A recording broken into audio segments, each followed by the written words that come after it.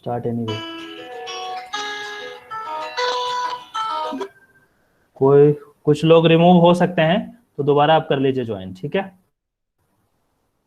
अब मैं प्रेजेंट कर रहा हूं। दिख रहा है? मुस्लिम लॉ दिख रहा है? Yes sir. बताइए दिख रहा है तो। दिख रहा है। यस सर, दिख रहा है। क्लियर है ना? सर थोड़ा छोटा चलिए है, ठीक है। इसको थोड़ा सा आप जूम इन कर दीजिए। यार ये जूम इन होगा नहीं, क्योंकि इंडिविजुअली करना पड़ेगा, हर एक उसमें करना पड़ेगा भाई ठीक है यार। Sir, that's fine.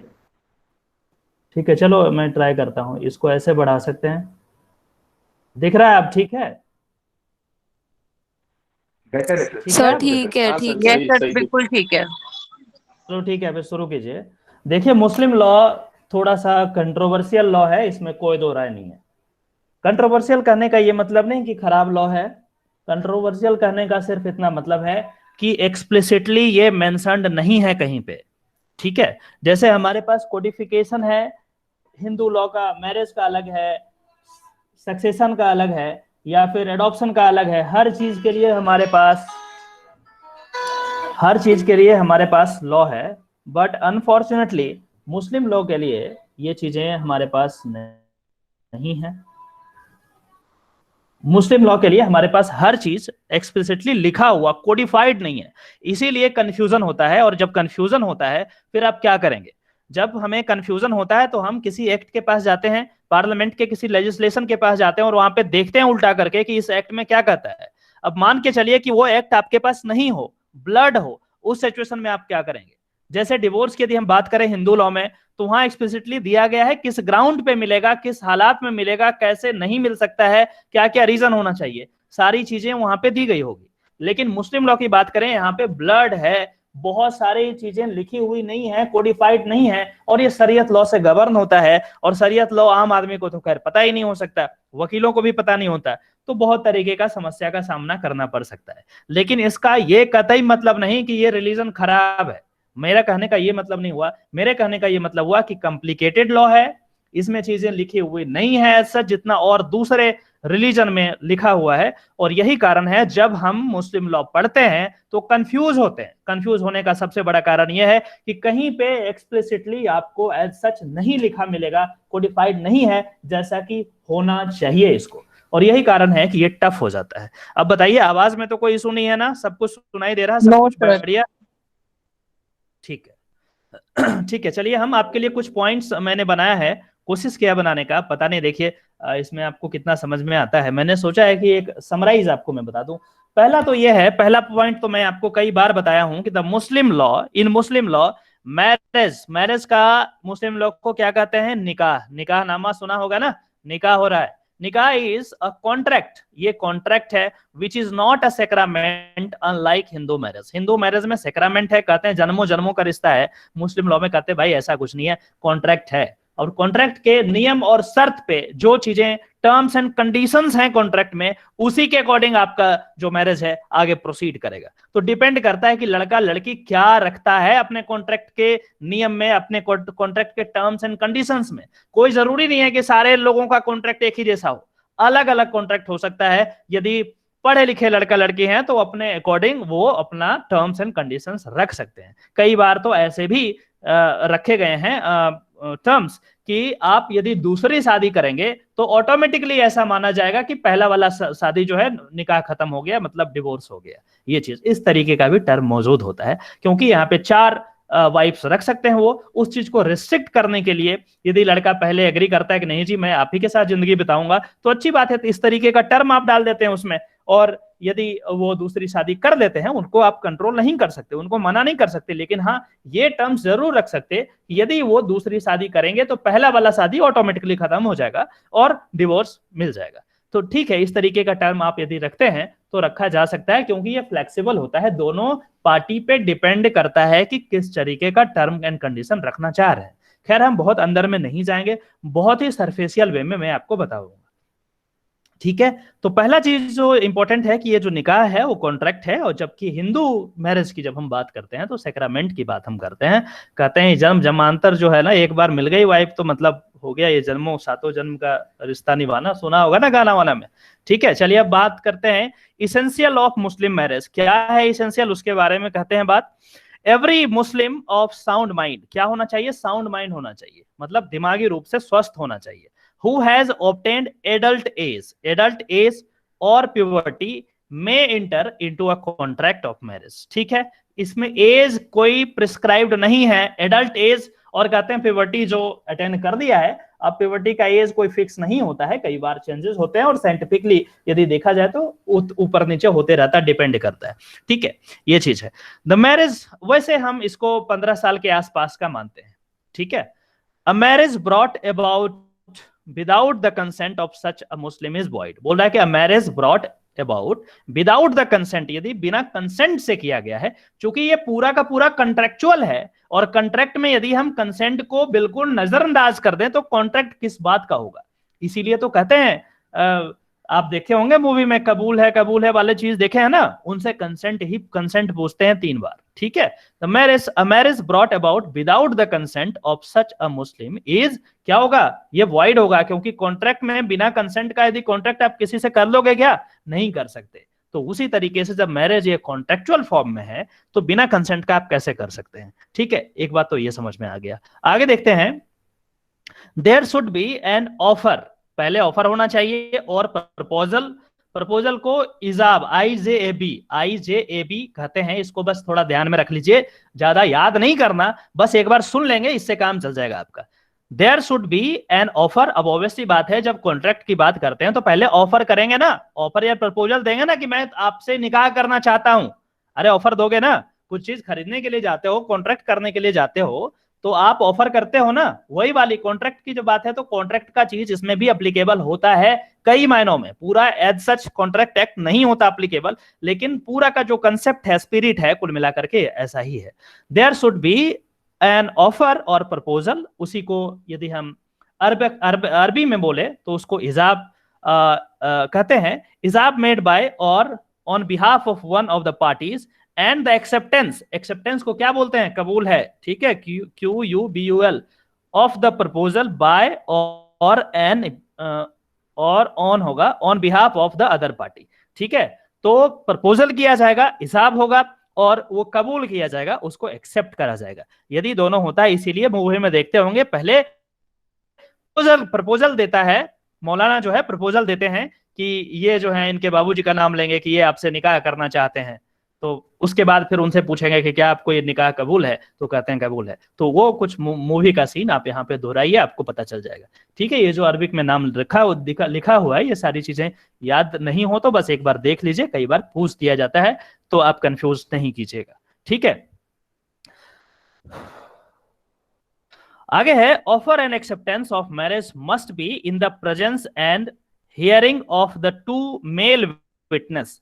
अब बोल रहा है कि ये कहां, हवा में थोड़ी ना करेंगे, आप कोई विटनेस के समक्ष करेंगे ना, तो यहाँ पे विटनेस का होना जरूरी है। कौन, कितने विटनेस, 2 मेल विटनेस का होना जरूरी है। और कहता है इनकेस यदि मेल विटनेस नहीं हो पाते हैं किसी कारण से, तो कहता है कि 1 मेल, यदि 2 नहीं हो पाते हैं तो कम से कम 1 मेल एंड 2 फीमेल। ठीक है, अब देखिए यहाँ पे किस तरीके से आपको डिस्क्रिमिनेशन की बात यदि हम करें तो आपको साफ पता चलता है। यहाँ पे क्या कर रहा है कि 2 मेल यदि होंगे तो काम चल जाएगा, लेकिन यदि 1 मेल होंगे तो 1 मेल चूंकि नहीं है तो 2 फीमेल उसके जगह लाना पड़ेगा। मतलब 1 मेल को 2 फीमेल से यहां तुलना किया गया है किसी ना किसी तरीके से, इनडायरेक्टली। खैर हम इसमें नहीं जाएंगे, मैंने पहले ही बताया कि कंट्रोवर्शियल चीज है, हम कंट्रोवर्सी में नहीं बात करेंगे, सिर्फ उतना ही जानकारी आज लेंगे जितना जरूरी है। हु मस्ट बी मुस्लिम, जो जिसका मुस्लिम होना जरूरी है, जो विटनेस होंगे, of the sound mind and major. ठीक है, तो ये सारी चीजें हैं। Offer and acceptance must be at one and in or at the same meeting. अरे भाई लेट क्यों करते हो यार तुम लोग, टाइम जब दे दिया है, ऊपर से पहले ही मैंने लेट शुरू करा है, फिर भी आप जो है लेट करते हैं। एनीवे, यहां पे कह रहा है कि ऑफर एंड एक्सेप्टेंस की जो बात होगी वो सेम मीटिंग में होना चाहिए, एक ही मीटिंग में होना चाहिए। Offer and acceptance must be at one and in or at the same meeting A proposal made at one meeting and the acceptance made at other meeting does not constitute a valid marriage. कह रहा है कि एक बार मिले उनसे coffee चाय पीने में, तो उसमें एक बोला कि हाँ जी हमें निकाह आपसे करना है, दोबारा फिर अभी कोई कुछ और खाने के लिए मिले तब वो बोलते हैं कि हाँ जी एक्सेप्ट कर लिए। अरे इस तरीके का नहीं होता, ये मजाक थोड़ी नहीं चल रहा है। एक ही जगह बैठेंगे, एक ही मीटिंग में प्रपोजल भी होगा, एक्सेप्टेंस भी होगा, कभी कभी बीच में पर्दा रख दिया जाता है, वो अलग चीज है, लेकिन मीटिंग एक ही होना चाहिए। ठीक है, इस बात को ध्यान में रखिएगा कि सेम मीटिंग होना चाहिए, वन मीटिंग होना चाहिए, और वन ही मीटिंग में, एक ही मीटिंग में प्रपोजल भी होगा और उस प्रपोजल का एक्सेप्टेंस भी होगा, तभी ये वैलिड मैरिज माना जाता है। समझ में आ गया बात? चलिए, ये दूसरा पेज ज्यादा छोटा है क्या, इसको बड़ा करने की जरूरत है? ठीक है सर, दिख रहा है वैसे, चल जाएगा। दिख रहा है? किसी को दिक्कत परेशानी किसी को? सर आप रीड भी कर रहे हो तो इट्स फाइन। हाँ ठीक है, फिर ठीक है। मतलब ऐसा भी नहीं होना चाहिए कि रीड ही कर रहे हैं, आपको दिखना भी चाहिए। यदि दिख रहा है ठीक है, अदरवाइज फिर हम इसको बड़ा कर सकते हैं, तो हर एक पेज को करना। ठीक है, ठीक है, दिख रहा है तो फिर देखिए फिर आराम से देखिए क्या कहता है। सुन्नी, अब देखिए मुस्लिम में भी शिया और सुन्नी दो अलग अलग सेक्ट हैं बेसिकली मुस्लिम लॉ में, मतलब इस्लाम में एक तरीके से हम कहें तो बेसिकली जो इंडिया में है ज्यादातर सुन्नी है, तो बेसिकली हम सुन्नी पे ज्यादा फोकस करेंगे। शिया का कुछ जो अनयूजुअल चीज है उसको भी हम यहाँ पे फोकस कर लेंगे। ये बहुत ब्रॉड है, मैंने आपको बहुत ही समराइज वे में इसको किया है। कहता है कि Sunni male having 4 wives living, क्या कह रहा है कि Sunni male having 4 wife living got married to another woman. अब ये क्वेश्चन एक्चुअली मैंने पूछ दिया है कि एक सुन्नी मेल है having 4 wife got married to another woman, is it a valid marriage? आप बताइए क्या होगा? 4 शादी ऑलरेडी कर रखा है और चारों जिंदा है उसकी वाइफ, 5वां शादी कर रहा है, क्या होगा? सही होगा? नहीं होगा सर, जैसा आपने बताया void। पहले मैं जो मैरिज है वो डिसॉल्व होगी। नहीं सर, void हो जाएगा ये 5वीं पे ही। देखिए यहाँ पे वॉइड हम यूज नहीं करते एज सच, यहाँ पे इरेगुलर यूज करते हैं मुस्लिम लॉ में, और कहते हैं कि मैरिज तो हो जाएगा लेकिन इरेगुलर होगा। इरेगुलर होगा मतलब पहले 4 वाली वाइफ में से किसी को तलाक देना होगा, तभी आप दूसरे को, जो इरेगुलरिटी है उस मैरिज में वो खत्म होगा, अदरवाइज ये इरेगुलर मैरिज होगा। मतलब मैरिज हो गया वो इरेगुलर मैरिज होगा, 5वीं से यदि शादी कर लिया तो वो इरेगुलर मैरिज होगा, और वो इरेगुलरिटी को खत्म तभी किया जा सकता है जब पहले वाले 4 में से किसी से आप जो है तलाक देते हैं। समझ में आ गया बात? तो it is irregular marriage, irregular use कराया जाता है वहां पे। ठीक है, इरेगुलर मैरिज है और इस इरेगुलरिटी को खत्म किया जा सकता है। कैसे खत्म होंगे? जब पहले 4 में से किसी को, यदि मान के चलिए किसी का डेथ हो जाता है या किसी से तलाक कर देते हैं, तो 3 ही बची ना, तो अब तो चौथी आ जाएगी, तो अपने आप इरेगुलरिटी खत्म हो जाएगी। यदि इनकेस ये नहीं हो पाता है तो ये मैरिज इरेगुलर रहेगा। तो ये वाली चीज है। ठीक है, Muslim law permits a limited polygamy of 4 wives. A Muslim male can only have 4 wives.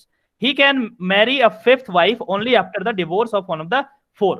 तो जो 5वीं वाइफ है वो तभी कंसिडर करी जाएगी जब जो पहली है वो 4 में से किसी का डेथ हो जाए, किसी से डिवोर्स हो जाए, वो चीज। यदि नहीं तो फिर पहली जो 4 है वही कंसिडर होगी, 5वीं कंसिडर नहीं होगी। इस इरेगुलरिटी को खत्म तभी करा जा सकता है जब किसी का डेथ हो जाए या आप तलाक दे देते हैं। समझ में आ गया बात? अरे समझ में आया क्या? Yes sir. ठीक है, आगे बढ़ते हैं। मुस्लिम law does not permit polyandry.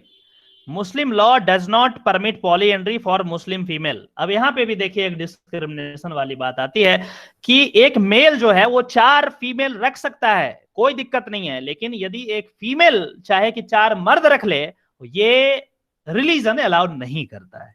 ठीक है, तो ये वाली चीज जो है आप इसमें देख लीजिएगा, कई बार पूछ देता है कि क्या एक मुस्लिम फीमेल 4 मेल मतलब 4 हस्बैंड रख सकते हैं? क्या नहीं रख सकते हैं, ये अलाउड नहीं है। इसी को इंग्लिश में पॉलीएंड्री कहा जाता है। ठीक है, ये चीज ध्यान में रखिएगा, गलती नहीं कीजिएगा। मेल रख सकते हैं लेकिन फीमेल यदि चाहे 4 शादी कर ले, मतलब 4 हस्बैंड रख ले, वो पॉसिबल नहीं है। जबकि एक जो मेल है वो 4 फीमेल रख सकता है, वो अलाउड है। बेसिकली हम सुन्नी की बात कर रहे हैं, सुन्नी सेक्ट की। बताइए कोई किसी को पूछना है? इरेगुलर मैरिज की जब आप बात कर रहे थे, इज इट अबाउट कि जैसे हिंदू मैरिजेस इनवैलिड होती हैं उस तरीके से इनवैलिड है, या क्या मतलब? यदि हम वैसे तो कंपेयर नहीं करते, बट चलो यदि कंपेयर करना है इरेगुलर मैरिज को, तो वॉइडेबल से कर सकते हैं। वॉइडेबल मतलब होता है कि उसको चाहे तो बाद में खत्म कर सकते हैं। यदि जैसे होता है ना चाइल्ड मैरिज वाले में कि मेजोरिटी होगा तो खत्म हो जाएगा। इरेगुलर में भी कुछ इसी तरीके का होता है, एग्जैक्टली सेम नहीं है। आपने क्वेश्चन पूछ दिया इसलिए मैं आपको बता रहा हूं, एग्जैक्टली सेम नहीं है, लेकिन इसमें क्या है, एक में रुक जाइए। तो इस इरेगुलरिटी को तभी खत्म करा जा सकता है जब ये जो इरेगुलरिटी है उसको खत्म कर दें। जैसे मान के चलिए कि आप अभी आगे है, मैं आपको समझाऊंगा, जस्ट वेट 2 मिनट रुक जाइए, आपको समझ में आ जाएगा कि ये इरेगुलरिटी मतलब क्या होता है। दूसरा आप कौन पूछ रही थी, क्या पूछ रहे हैं? हाँ सर, मतलब 4 वाइफ्स वाला बहुत ज्यादा रिस्ट्रिक्टेड नहीं है, मतलब स्ट्रिक्ट लॉ नहीं है ये, अगर देखा जाए तो। मतलब वॉइडेबल है ना, वॉइड नहीं है अगर 5th वाइफ आती है तो। वॉइडेबल यहाँ यूज नहीं करते, इरेगुलर यूज कीजिएगा, ध्यान में रखिएगा इस हाँ, बात मतलब को। इरेगुलर का मतलब वही हुआ ना कि अगर मतलब 5th आती भी है तो ये नहीं है कि वो मानी नहीं जाएगी। मानी तभी जाएगी, वो मानी तभी जाएगी जब इसमें से किसी का डेथ हो या फिर तलाक दिया जाए, अन्यथा वो नहीं मानी जाएगी। ओके। कंडीशन है यहाँ पे, ठीक है। वो मानी तभी जाएगी जब इनमें से किसी का डेथ हो जाए या फिर इनमें से आप किसी को तलाक दे दें, तब वो मानी जाएगी। लेकिन यदि नहीं करते ऐसा तो वो मैरिज नहीं माना जाएगा। ये बात है, इस बात को आप समझिए, ठीक है। आगे हम देखते हैं, कहता है कि a Sunni male can validly marry a kitabia. किताबिया क्या होता है मैं आपको बताता हूं।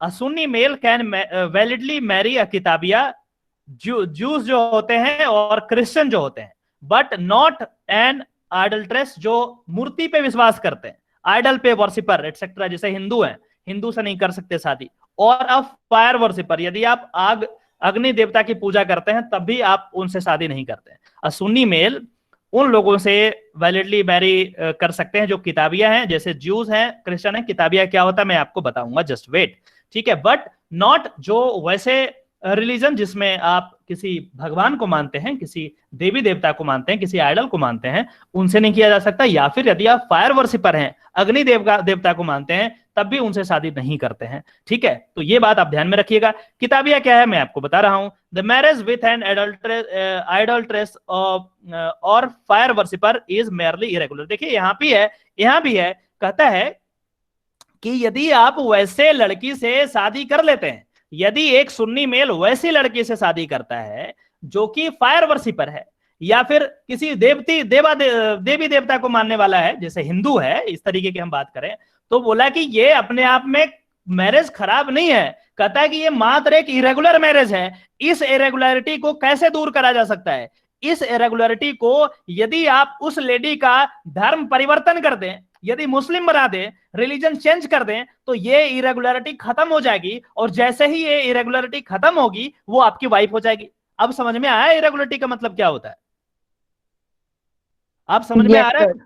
इरेगुलरिटी का मतलब एक टेम्पररी प्रॉब्लम है। यदि वो प्रॉब्लम को हटा दिया जाए तो मैरिज सही हो जाएगा। कुल मिलाकर के ये कहने का मतलब हुआ। इसमें कहा गया कि मुस्लिम से ही शादी करे, किताबिया से शादी कर सकता है, लेकिन किससे नहीं कर सकता है? तो बताया कि भैया जो देवी देवता को मानने वाले होंगे उनसे नहीं कर सकते, फायर वर्शिपर से नहीं कर सकते, ठीक है। और यदि आपने कर लिया तो मैरिज अपने आप खत्म नहीं होगा। कहता है ये इरेगुलर मैरिज होगा यदि वो लड़की तैयार है कि वो किताबिया बन जाए या मुस्लिम बन जाए, रिलीजन चेंज कर ले, तो ये इरेगुलरिटी अपने आप खत्म हो जाएगी। और इरेगुलरिटी जब अपने आप खत्म हो जाएगी तो मैरिज ठीक हो जाएगा, ठीक है। अब सर यहाँ कंटिंजेंट कॉन्ट्रैक्ट हो गया। एक एक करके, क्या 3 लोग बोल दिया? मुझे कुछ सुनाई नहीं दिया सर। लव जिहाद सर यही है, यही चीज है क्या सर? इसको छोड़िए, दूसरा क्वेश्चन कीजिए। सर मेरा क्वेश्चन ये है कि अगर लड़की मतलब धर्म चेंज नहीं करती है तो फिर वो क्या शादी वैलिड नहीं होगी क्या? इरेगुलर रहेगी वो, शादी वैलिड नहीं होगी। इरेगुलर रहेगी वो, इरेगुलरिटी को जब तक दूर नहीं करा जाएगा तब तक मैरिज वैलिड नहीं होगा। सर मैं कह रही थी एक तरीके से ये कंटिंजेंट कॉन्ट्रैक्ट हो गया। मान सकते हैं, एग्री करते हैं। मान लेंगे, अभी अभी के लिए मैं समझ गया आप क्या, आपके दिमाग में क्या चल रहा है, बिल्कुल सही सोच रही हैं आप, ठीक है। सर एक क्वेश्चन ये था कि एज पर मुस्लिम लॉ तो मान लिया कि ये रेगुलर रहेगा, लेकिन स्पेशल मैरिज एक्ट के अंडर इसको वैलिड मान सकते हैं? लेकिन स्पेशल मैरिज एक्ट के अकॉर्डिंग करना भी पड़ेगा आपको शादी, उसका भी रिक्वायरमेंट है ना। तो ऐसा नहीं कि आप सिर्फ इस तरीके से कर लेंगे। यदि आप जैसे निकाह करते हैं, मैं निकाह की बात कर रहा हूँ, उसमें स्पेशल मैरिज को एक्ट के सेक्शन के अकॉर्डिंग आपको करना पड़ेगा। फिर उसमें निकाह ना करके दूसरे तरीके से होगा, जो भी दूसरे तरीके से होगा, वही मैं बताना चाह रहा हूँ। वहां यदि आप करेंगे तब तो कोई दिक्कत नहीं है। मैं बट अगर मुस्लिम मैरिज करेंगे तो वो इरेगुलर में हो जाएगा। बिल्कुल बिल्कुल, ट्रेडिशनल लॉ की बात कर रहा हूं मैं, मुस्लिम लॉ के नजरिए से इसको देख रहा हूं। स्पेशल मैरिज में तो ऑब्वियसली वैलिड होगा, लेकिन उसके लिए आपको स्पेशल मैरिज के प्रोविजंस को इन्वोक करने होंगे। समझ में आ गया बात को? Right sir, thank you. ठीक है। रही बात लव जिहाद की, तो लव जिहाद कोई ऐसा टर्म नहीं है, ये पॉलिटिकली मोटिव टर्म है, इसीलिए मैं इसको इसके अंदर नहीं जाना चाहता हूं, क्योंकि इसमें पॉलिटिकल मोटिव है। बीजेपी वाले कुछ अलग तरीके से लव जिहाद को देखते हैं, दूसरे पार्टी वाले अलग तरीके से देखते हैं। वो मेरा मकसद नहीं है, किसी समय में कभी जरूरत पड़ेगी तो हम बात कर लेंगे इस पे, लेकिन एज सच अभी जरूरत नहीं है इसकी। और एज सच यदि देखा जाए तो ये लव जिहाद एज सच नहीं है, ये एक तरीका है, ये एक कंडीशन रखा गया है कि यदि आप शादी कर लिए, इसको पॉजिटिव भी आप देखिए कि यदि किसी से आपने निकाह कर तो लिया, लेकिन यदि वो धर्म कहता है आपका कि वो वैलिड नहीं है, तो आपको धर्म को भी मानना है, एट द सेम टाइम जिससे आपने शादी करा है उसके भी लाइफ को देखना है। ऐसा नहीं कि आप शादी करके मतलब आप उसको छोड़ दीजिए, वो भी चीज ठीक नहीं है। तो उसको किस कंडीशन में आप अपने रिलीजन में ला सकते हैं? एक ही कंडीशन है, आप चाहें तो उसका धर्म परिवर्तन कर दें। इसका यह मतलब नहीं कि जबरदस्ती यदि कर दें उसका धर्म परिवर्तन, आप उनसे जबरदस्ती करवा लें। यदि जबरदस्ती कराते हैं तो शायद किसी तरीके से ये लव जिहाद के डिफिनेशन में आ भी जाए, लेकिन यदि वो लेडी एग्री है कि हाँ मैं करने के लिए रेडी हूं, तो उस व्यक्ति का, उस लेडी का, उसका अपना चॉइस है। यदि वो चाहे इस्लाम कबूल करे या कोई और रिलीजन करे, वो उसका चॉइस है। हाँ, यदि ये फोर्सफुल होता है तो आप किसी मायने में इसको लव जिहाद कह सकते हैं, लेकिन ये क्वेश्चन इस तरीके का नहीं आएगा। अभी के लिए पॉलिटिकली हम इसमें नहीं जाएंगे, अदरवाइज बहुत ज्यादा कंट्रोवर्शियल है ये चीज, और कंट्रोवर्शियल में जितना हम घुसते चले जाएंगे उतना हम एग्जामिनेशन से पीछे चले जाएंगे, इसीलिए मैं इसको जानबूझ करके छोड़ रहा हूं। ठीक है, चलिए आगे बढ़ते हैं। सर एक और बात है यहाँ पे, मतलब दिमाग में आ रही है तो सोचा मैं बोलूं। बताइए। कानपुर में अभी अभी रिसेंटली एक लड़का, मुस्लिम लड़के ने हिंदू लड़की से प्यार किया, और जो पॉलिटिकल डिबेट हुआ वो बजरंग दल आ गए, वो सब एक तरफ, लेकिन उनसे भी ऊपर तो लोग को ही माना जाएगा कि मतलब रिलीजन से भी ऊपर कानून को ही मान करके उनको सेफ्टी दी जाएगी, है ना? देखिए, इस तरीके की जब भी बात हो तो दोनों में से यदि मान के चलिए प्यार हो गया, अरे प्यार किसी धर्म का और इसका थोड़ी ना देख के करते हैं, लड़की पूछ के करते हैं कौन सा नाम है और कौन सा कास्ट है, हो गया हो गया। यदि आपको करना है उससे शादी तो हमारे पास और भी ऑप्शंस मौजूद हैं, आप स्पेशल मैरिज एक्ट के अंदर कर लीजिए। लेकिन यहाँ पे प्रॉब्लम तब आता है जब दोनों में से कोई एक पार्टी एडमंट हो जाएगा, बिल्कुल जिद्दी हो जाएगी, ना जी मैं तो मुस्लिम लॉ से ही करूंगा। अरे भाई प्यार करते हो तो कर लो ना स्पेशल मैरिज एक्ट से, क्या प्रॉब्लम है? लेकिन अब इसके लिए देखो, ये करोगे स्पेशल मैरिज से तो आसान हो जाएगा, अदरवाइज तुम निकाह करोगे फिर धर्म परिवर्तन कराओगे उसका, क्योंकि वैसे तो रिलीजन एक्सेप्ट करने से रहा, तो प्रॉब्लम होगा। तो इतना कंट्रोवर्सी मत करो। और उसके बाद जो है यदि सब कुछ सही रहे, उसके लिए जरूरी है कि जिससे प्यार किए हो उसको थोड़ा सा अपना स्पेस दो, उसको जबरदस्ती धर्म परिवर्तन की बात नहीं करी जाए। उसका मर्जी है तो वो चाहे तो कर दे, नहीं चाहे तो कोई बात नहीं, इट्स ओके। लेकिन स्पेशल मैरिज एक्ट जैसा बेहतरीन एक्ट जब हमारे पास है तो इतना तामझाम करने की क्या जरूरत है? तो ये सारी चीजें हैं, इसको छोड़ दीजिए। और ऑब्वियसली बात है, प्रोटेक्शन जो है कपल का वो जरूरी है। और कम से कम इंडिया में जब इतना डाइवर्सिटी है, कोई बार नहीं है कि ये जो चीज है इंटर रिलीजियस मैरिज नहीं कर सकते। जब ऐसा नहीं है हमारे पास, तो इस तरीके का कोई बजरंग दल हो या कोई और दल हो, दे हैव नो राइट, कोई राइट नहीं है कि वो किसी के प्राइवेट मैटर्स को इंटरफेयर करे। ठीक है, ये तो गलत है, पॉलिटिकली मोटिव चीज है कि बीच में इस तरीके की चीजें होती है। खैर, इसको हम दरकिनार करते हैं अभी, अदरवाइज हम 1 घंटे इसी में बात करते रह जाएंगे और कुछ इनपुट और आउटपुट कुछ भी नहीं हो पाएगा। समझ में आ रहा है बात? जी सर, आगे चलते हैं। ठीक है। The word kitabia means a person who believes in a holy book. किताबिया जो मैं यहाँ पे बता रहा था कि मुस्लिम मैन जो है, सुन्नी मेल जो है, ये किताबिया से शादी कर सकते हैं। किताबिया को मैंने ज्यूस और क्रिश्चियन की बात की थी, तो बेसिकली किताबिया का अर्थ यही होता है कि kitabia means a person who believes on a holy book. ठीक है, तो ये किताबिया हो गया। Containing revelations a Muslim Christian and the Jews falls under the category, मतलब बट नॉट सिख, सिख नहीं आते इसमें, ध्यान रखिएगा। ये एक्चुअली बोल रहा है कि ऐसे बुक पे बिलीव करते हैं जिसमें कुछ नया चीज के बारे में बताया जाता है, कुछ अनोखा चीज के बारे में बताया जाता है। तो बुक्स है हमारे पास होली बुक को बिलीव करने वाले, तो इसको इतना लोड मत लो, बस इतना ध्यान रखिए कि ज्यूस और क्रिश्चियन से शादी कर सकते हैं। ठीक है, और क्यों? क्योंकि किताबिया है यहाँ पे। और क्वेश्चन यदि आ सकता है कि किसमें अलाउड है करना, Muslim Sunni male can marry with, option रहेगा सुन्नी मतलब Muslim female, Jewish female, Christian female, इस तरीके का। और चौथा रहेगा हिंदू फीमेल, किसमें नहीं कर सकते, तो आपको हिंदू वाले में टिक करना पड़ेगा, क्योंकि आप फायर वर्शिपर और ये सारी चीजें भगवान को मानने वाली चीजें यहाँ पे देख लेना। ठीक है, अब समझ में आ गया किस तरीके से क्वेश्चन पूछा जा सकता है आपसे? सर एक चीज और थी इसमें कि अगर मुस्लिम फीमेल शादी करना चाहती है एक हिंदू मेल से, तो उसमें और मुस्लिम लॉ के अंडर करना चाहते हैं, तो है कुछ ऐसा प्रोविजन इसमें? मैंने बोला ना कि मुस्लिम लॉ में फीमेल के लिए कुछ भी नहीं दिया गया है, बहुत सारा प्रॉब्लम है। कंसिडरेशन नहीं है फीमेल के लिए, जैसे मैंने अभी पहले बताया ना, पॉलीएंड्री नहीं कर सकते, वैसे बहुत सारी चीजें हैं। मैं कंट्रोवर्सी में जाना ही नहीं चाहता, बहुत सारी चीजें हैं। जब भी ऐसा लगे आपको कि फीमेल के हित में बात कर रहा है, तो समझिएगा कि कुछ ना कुछ प्रॉब्लम है, आप उसके अगेंस्ट ही जाकर के, यदि नहीं भी आए क्वेश्चन तो आप मार दीजिएगा। ठीक है, इसमें बहुत सारे ऐसी चीजें हैं जो फीमेल के लिए प्रॉब्लम है। ठीक है, तो जैसे अभी उससे पहले विटनेस की बात हमने की, विटनेस में बोला 2 मेल होगा तो चलेगा, लेकिन यदि एक ही मेल है तो एक फीमेल से काम नहीं चलेगा, 2 फीमेल को लाओ। मतलब एक मेल को 2 फीमेल से कंपेयर कर रहे हैं, मतलब मेल थोड़ा वो वाली चीज है ना, वो क्या बोलते हैं उसको, मतलब ये सब सारे धर्म में ऐसा ही किया है।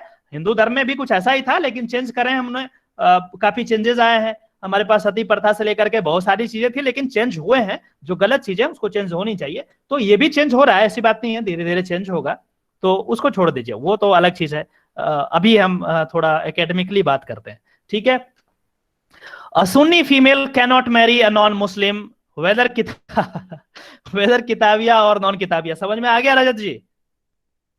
Right sir, done, thank you. ठीक है, तो सुन्नी फीमेल कैनॉट, नहीं कर सकते, कोई ऑप्शन नहीं है। ठीक है, चलिए आगे बढ़ते हैं। अब सिया की हम बात करते हैं। सिया, सुन्नी में बेसिकली सुन्नी को ही हम बात करेंगे, कुछ जो अनयूजुअल चीज होगा उसके बारे में हम सिया के बारे में भी बात कर लेंगे। तो क्योंकि इंडिया में सिया ज्यादा नहीं है, इस वजह से हम ज्यादा बात नहीं करते, लेकिन जहां पे सिया है, चूंकि मुस्लिम लॉ दोनों के लिए है, तो हमें समझना पड़ता है।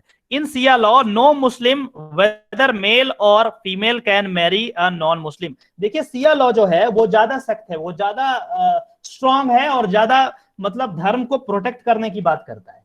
तो इसमें बिल्कुल भी वो एडल्ट्रेशन नहीं करना चाहते, कुछ भी मिक्स करना नहीं चाहते।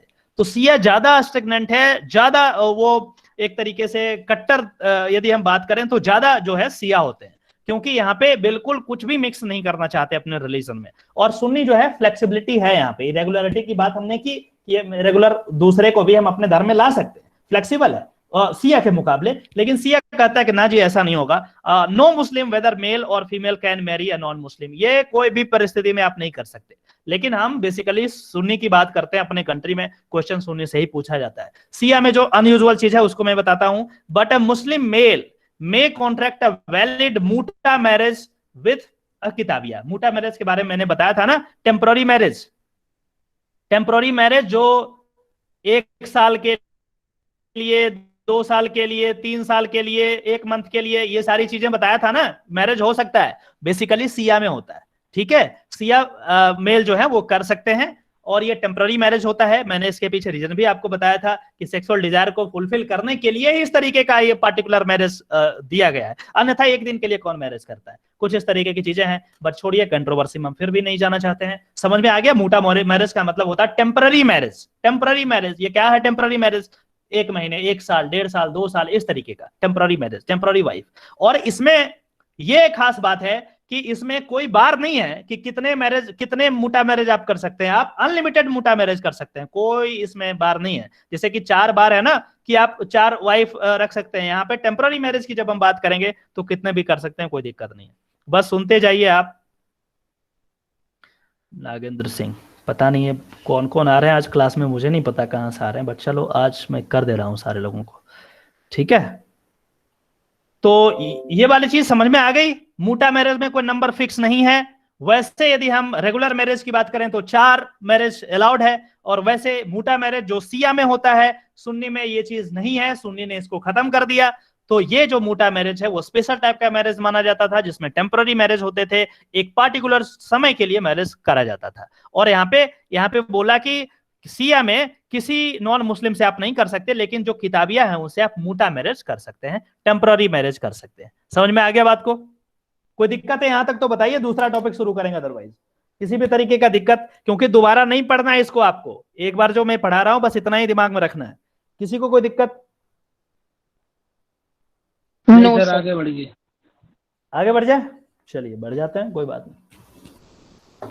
देखिए अब इद्दत, IDDAT, इद्दत पीरियड कहते हैं इसको। इद्दत नाम से याद कर लीजिएगा, क्वेश्चन भर भर के पूछते हैं मुस्लिम लॉ में, ठीक है, कि इद्दत पीरियड क्या होता है।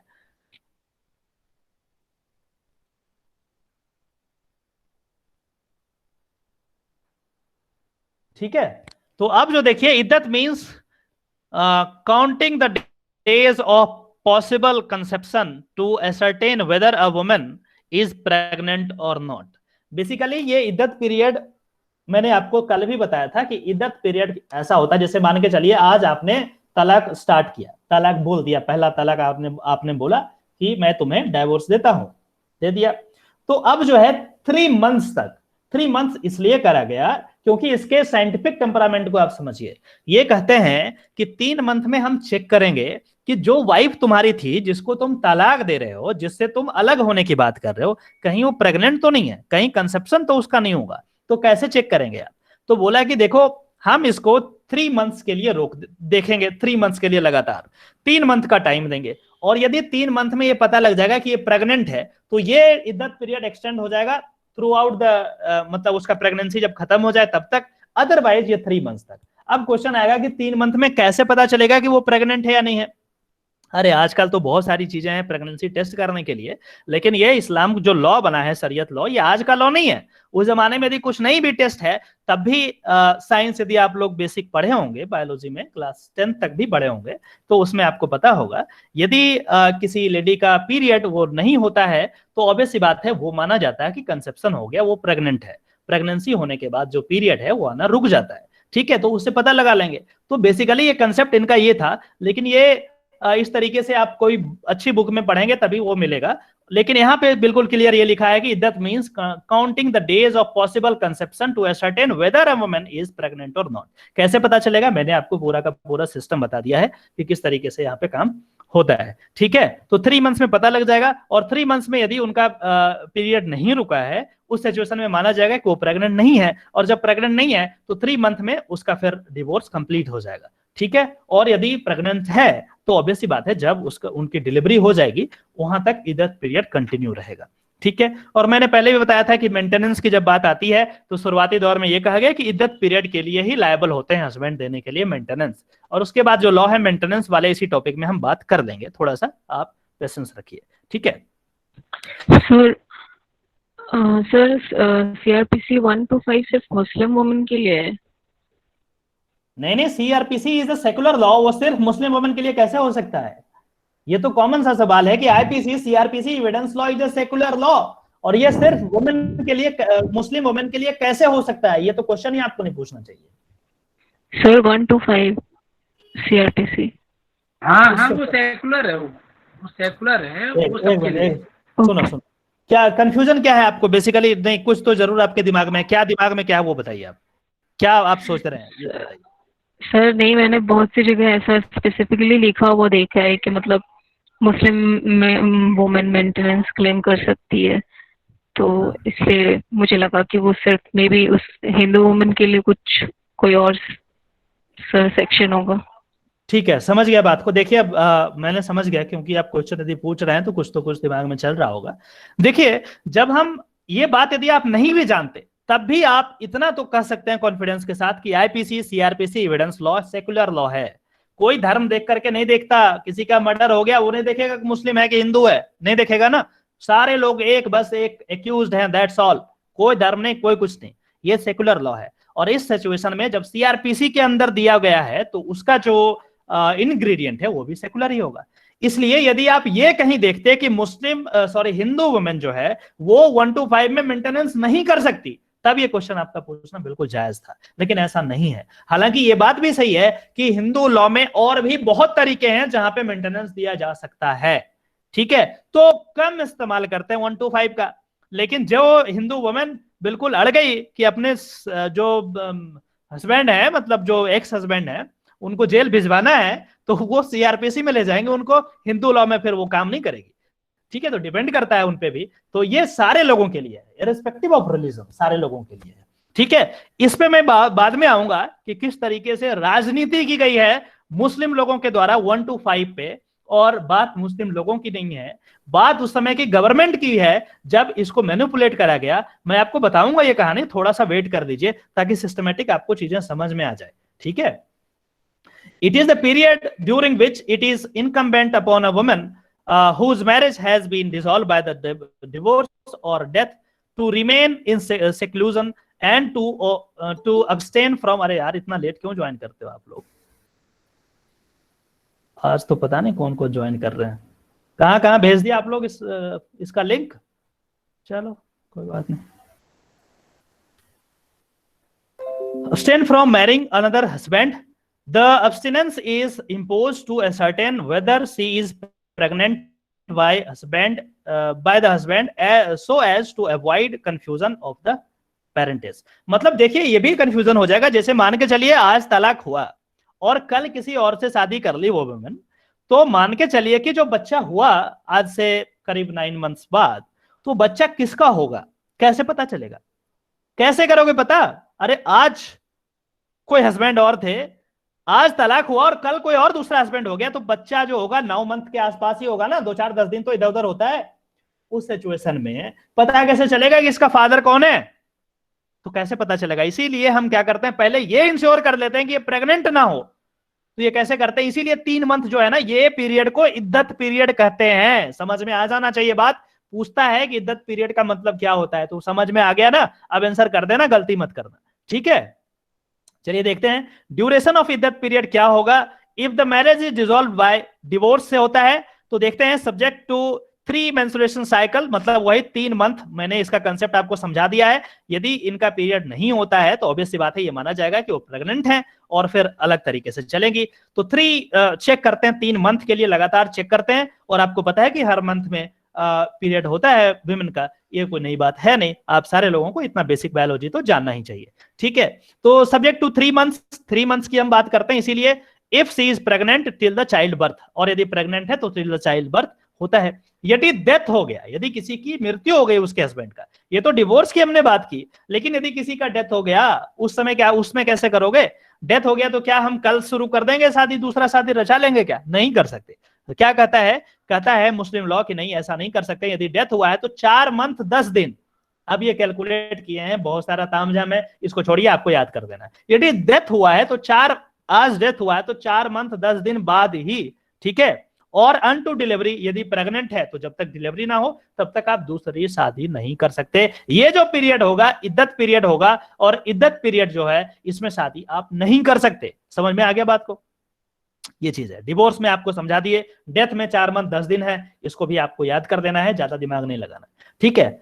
अब देखिए इसमें एक और अच्छी बात इसमें कही गई है कि not merely the woman is prohibited from marrying during the iddat period, even the husband from the woman cannot remarry during the period she is undergoing इद्दत, ठीक है। तो जब तक, यदि जिस वाइफ को आपने डिवोर्स करा है वो जब तक इद्दत पीरियड में है तब तक हस्बैंड भी उस पीरियड में शादी नहीं करता है, ठीक है। इसके पीछे बहुत सारे कारण हैं, हमें कारण में जाने की कोई खास जरूरत नहीं है। वो कभी हम डिटेल में लेक्चर आपसे करेंगे ना बातचीत, तो इसमें बहुत सारी चीजें हैं, मैं इसको बताऊंगा। हालांकि एक अच्छी बात है, ये कही गई है, एक बहुत बेहतरीन चीज है कि जब तक वुमेन इद्दत पीरियड में है हस्बैंड को भी नहीं करने दिया गया है, अलाउ नहीं किया है। ऐसा नहीं कि आज आप तलाक करो और दूसरे दिन शादी कर लो, हस्बैंड भी ऐसा नहीं कर सकता, ठीक है। आगे कहते हैं the husband has to provide maintenance to her during the period of iddat, मैंने आपको पहले ही बताया कि इद्दत पीरियड तक इनको मेंटेनेंस देने के लिए लायबल होते हैं, इनकी रिस्पॉन्सिबिलिटी होती है, इनको करना ही पड़ेगा, चाहे इनका खर्चा रहे या ना रहे कोई फर्क नहीं पड़ता, चाहे ये कैपेबल हो करने के लिए ना हो उससे फर्क नहीं पड़ता, ये करना ही पड़ेगा, ये एक obligation on the part of husband की करना पड़ेगा। ठीक है, ये समझ में आ गया। मुटा मैरिज के बारे में मैंने आपको बता दिया कि टेम्पोररी मैरिज होता है। मीनिंग इसका जो है खुद इसमें लिखा है कि इंजॉयमेंट और यूज करने की बात होती है इसमें, और इंजॉयमेंट के पर्पज से ही ये किया जाता है। Recognize in Shia law, recognize Shia में है, सुन्नी में नहीं है। A Shia male may contract muta marriage with a kitabia woman, ये सारी बातें मैंने बता दी है। A Shia male may contract any number of, कोई नंबर लिमिट नहीं है, जितना मर्जी उतना मुटा मैरिज कर सकते हैं, एंजॉयमेंट के लिए शादी कर सकते हैं, कोई दिक्कत नहीं है। लेकिन ये सिया में है, सुन्नी इसको वो कर दिया, खत्म कर दिया। तो इस बात का ध्यान में रखिएगा, क्योंकि अनयूजुअल टाइप का चीज है, इसीलिए क्वेश्चन कई बार पूछा जाता है। ठीक है, अगला जो टॉपिक है वो है डॉर, DOW या डॉर या महर इसको बोलते हैं, महर या डॉर, दोनों टर्म है, इसको बोला जाता है। ये क्या होता है इसको भी समझ लीजिए, कई बार क्वेश्चन इससे भी आता है। आज मैं जो भी बता रहा हूं इंपॉर्टेंट चीज ही बता रहा हूं, इसलिए आप बिल्कुल नजरअंदाज इसको नहीं करेंगे। ठीक है, it is a sum of money, ठीक है, it is the sum of money और other property promised by the husband to be paid और delivered to the wife in the consideration of the marriage. तो जब ये contract है तो consideration भी कुछ ना कुछ होगा ना, बिना कंसिडरेशन का मैरिज थोड़ी ना होगा। तो ये कंसिडरेशन है, हस्बैंड कहता है कि मैं ये चीज मैं तुमको दूंगा, ये कंसिडरेशन है। इनकेस यदि ब्रीच हो जाता है कॉन्ट्रैक्ट तो कंसिडरेशन वापस करोगे ना, तो ये कंसिडरेशन है मैरिज का, बहुत ही पवित्र माना जाता है, रिस्पेक्ट के साथ इसको देखा जाता है। ये कोई दहेज नहीं है, जैसा कि दहेज हिंदू में करते हैं, ये तो दहेज नहीं है, दहेज इज इविल थिंग, वो बहुत ही बेकार चीज है, हिंदू में करते हैं, गलत है, लेकिन ये दहेज नहीं है, ये कंसिडरेशन है। क्योंकि जब हम कॉन्ट्रैक्ट की बात करते हैं तो क्या होता है, बिना कंसिडरेशन का कैसे करोगे? तो ये जो कंसिडरेशन ऑफ मैरिज होता है उसी को डॉर बोलते हैं या महर बोलते हैं उसको, ये चीज को ध्यान में रखना है। क्वेश्चन यही पूछ देगा कि consideration in Muslim marriage is known as dower, mahr, ये सारी चीजें, इद्दत, कुछ इस तरीके का ऑप्शन दे देगा, तो आप इसको कर पाएंगे, इसलिए मैं ये बेसिक चीज आपको बता रहा हूं। ठीक है, it is an obligation imposed upon the husband, obligation है imposed upon the husband as a mark of respect for the wife, ये एक रिस्पेक्ट है, mark of respect for the wife. ठीक है, ये कंसिडरेशन, ये कोई डॉरी एक्ट वाली चीज नहीं है, डॉरी नहीं है, ये कोई दहेज नहीं है कि आप जबरदस्ती, हिंदू में आप देखिए किस तरीके से दहेज का प्रथा इतना बूमिंग है, बहुत बड़ा इंडस्ट्री बन गया आजकल, तो बिना दहेज का तो शादी ही नहीं हो सकता। मतलब लड़की है यदि किसी बाप का तो वो पागल हो जाए, फिर वो पैसा जोड़ते रहे, खेत बेच के करे जैसे करे, लेकिन लड़के वाले सुनते कहां। ये एक इविल प्रैक्टिस है, कोई धर्म खराब नहीं होता, हिंदू में भी हजारों चीज मैं आपको गिना दूंगा जिसमें बहुत ज्यादा प्रॉब्लम है, लेकिन क्या कर सकते हैं, इसको हम छुपा के रखते हैं कि दूसरे लोग जान जाएंगे तो प्रॉब्लम हो जाएगा, हमारे रिलीजन को खराब करेंगे। अरे भाई ऐसा कोई बात नहीं है, जो गलत चीज है उसको गलत करने में कोई दिक्कत नहीं होना चाहिए। ठीक है, इट इज नॉट, अब देखो जैसे हमारे पास डॉरी एक्ट है, डॉरी एक्ट लाया गया कि दहेज को रोकेंगे, कितने हिंदू हैं जो रुकते हैं इससे? नहीं रुक रहे हैं, नहीं रुक रहे हैं, उसको फॉलो नहीं कर रहे हैं, लॉ को नजरअंदाज कर रहे हैं। कितने ऐसी शादियां हो रही है जिसमें दहेज नहीं दिया जा रहा है? 90% से ऐसे ज्यादा, बहुत कम ऐसी शादियां जिसमें दहेज नहीं दिया जाता। क्या है, इविल है और क्या है? ठीक है, चलिए आगे देखते हैं। It is not a bride, अब कई लोग जो है मेहर को या फिर डॉर को ये रिस्पेक्ट, ये जो है अलग तरीके से देखने लगे। तो जज साहब कहते हैं केस में कि it is not a bride price और अ फॉर्म ऑफ डॉरी, ये डॉरी का फॉर्म जैसे हिंदू में होता है ना, ये डॉरी का फॉर्म नहीं है। Also it is incorrect to say that it is an amount payable to the wife on divorce, ये बाय डिफॉल्ट डिवोर्स पे दिया जाता है, कंसिडरेशन जो होगा कंपनसेशन के रूप में, लेकिन ये डिवोर्स के टाइम पे इसको कहें कि ये पेएबल होने वाला कोई रकम है, ऐसा कहना ठीक नहीं है। बेसिकली ये कंसिडरेशन है और कंसिडरेशन को हम अलग तरीके से देखते हैं। हाँ, ये बात अलग है कि डिवोर्स देने के बाद ही इसको दिया जाता है, बट इट डजंट मीन कि इसको हम उस वे में देखेंगे। बेसिक पर्पस इसका ये था कि कंसिडरेशन था, बिना कंसिडरेशन का कॉन्ट्रैक्ट नहीं हो सकता था, और जब कॉन्ट्रैक्ट का ब्रीच हुआ तो ऑब्वियसली बात है जो पैसा होगा आप प्रीवियस पार्टी को अपने पोजीशन पे लाओगे ना, तो कंसिडरेशन वापस करोगे ना। लेकिन बहुत लोग इसको अलग इंटरप्रेट करने लगे गलत तरीके से, वो चीजें नहीं है, ये एक रिस्पेक्टफुल चीज है वाइफ के लिए। ठीक है, dower is an invaluable right of a Muslim wife. Probably it is also used as the deterrent to Muslim husbands' absolute power to pronounce divorce in his wife. यदि ये जो कंसिडरेशन हाई अमाउंट का consideration है, तो Muslim man को ये deterrent करता है, ये रोकता है कि आप मतलब जब मर्जी आए तब प्रोनाउंस नहीं कर सकते डिवोर्स। अदरवाइज ध्यान रखिए, ये जो कंसिडरेशन अमाउंट है ना, बड़ा हैवी है, और उस कंसिडरेशन अमाउंट यदि हैवी है ना, तो वो तो देना ही पड़ेगा, क्योंकि आपका ऑब्लिगेशन है। यदि आप नहीं यदि करेंगे तो जहन्नुम में जाएंगे। ठीक है, इस तरीके की मान्यता भी है। तो ये इसलिए है ताकि एक मुस्लिम मैन को रोका जा सके कि अपनी वाइफ को वो डिवोर्स नहीं दे, इसलिए भी है। ठीक है, तो ये जो चीज है आपको समझना पड़ेगा इस तरीके से। It is an integral part of, एक मिनट रुक जाइए, तो ये एक मिनट रुक जाइए, एक मिनट रुकिए। It is an integral part of marriage and may be fixed before, at or after the marriage. बोल रहा है कि ये जो मेहर की हम बात कर रहे हैं, डॉर की बात कर रहे हैं, बोल रहा है कि इंटीग्रल पार्ट ऑफ मैरिज है, इसके बिना मैरिज हो ही नहीं सकता। ठीक उसी प्रकार जिस प्रकार से एक कॉन्ट्रैक्ट जो है कंसिडरेशन के बिना नहीं हो सकता, उसी तरीके से एक मैरिज जो है चूंकि कंट्रेक्चुअल फॉर्म में है, तो ये इंटीग्रल पार्ट है। ये जो आप मेहर की बात कर रहे हैं, ये जो आप डॉर की बात कर रहे हैं, ये इंटीग्रल पार्ट ऑफ मैरिज है। एंड मे बी फिक्स्ड, कब फिक्स करा जा सकता है? बिफोर, शादी के पहले, एट, शादी के टाइम में, और आफ्टर द मैरिज भी फिक्स करा जा सकता है। ठीक है, इन केस पेपर वर्क ही करना होता है उसमें अटैच कर देते हैं। इन केस नॉट फिक्स्ड, यदि नहीं फिक्स किया गया है बाय द पार्टीज, यदि नहीं करे हैं, ठीक है, it is implied in every marriage and is usually fixed by the court, तब फिर आपको कोर्ट भी कर सकता है फिक्स, आपको देखते हुए, आपका हालात को देखते हुए। यदि फिक्स नहीं करा गया है किसी कारण से, या पार्टी के पास जानकारी नहीं थी, कुछ भी हो सकता है, अनपढ़ थे, कुछ भी थे, तो नहीं यदि किया या भूल गए, कुछ भी किया, तो उस सिचुएशन में जरूरत पड़ी तो कोर्ट करेगा फिक्स आपको। हाँ बताइए, क्या क्वेश्चन पूछ रहे हैं? सर मैं एक क्वेश्चन पूछ रहा था कि जो ये ऑब्लिगेशन बनती है, जो कि डेटरेंट है मुस्लिम हस्बैंड का absolute power to pronounce divorce, तो इसमें सिर्फ ये एक मोरल ऑब्लिगेशन है या फिर ये लीगल भी है? ये लीगल है, तभी तो बता रहा है कि यदि आप नहीं भी किए तो कोर्ट आप पे फिक्स करेगा और आपको देना ही होगा। अदरवाइज कॉन्ट्रैक्ट ही क्या मतलब, जब बिना उसके मोरल नहीं है, ये आपको करना ही पड़ेगा। ये आपको शरीयत लॉ में कहता है आपको देना पड़ेगा, तभी तो डिटरेंट का काम होगा। यदि ये मोरल होता तो इतना लोड क्यों लेता है हस्बैंड भाई? क्या फर्क पड़ता? उसको पता होता है ये मोरल है, मोरल है तो कोई फर्क नहीं पड़ता, ये लीगल है, इसीलिए आपको देना ही होगा, दूसरा कोई ऑप्शन नहीं है। तो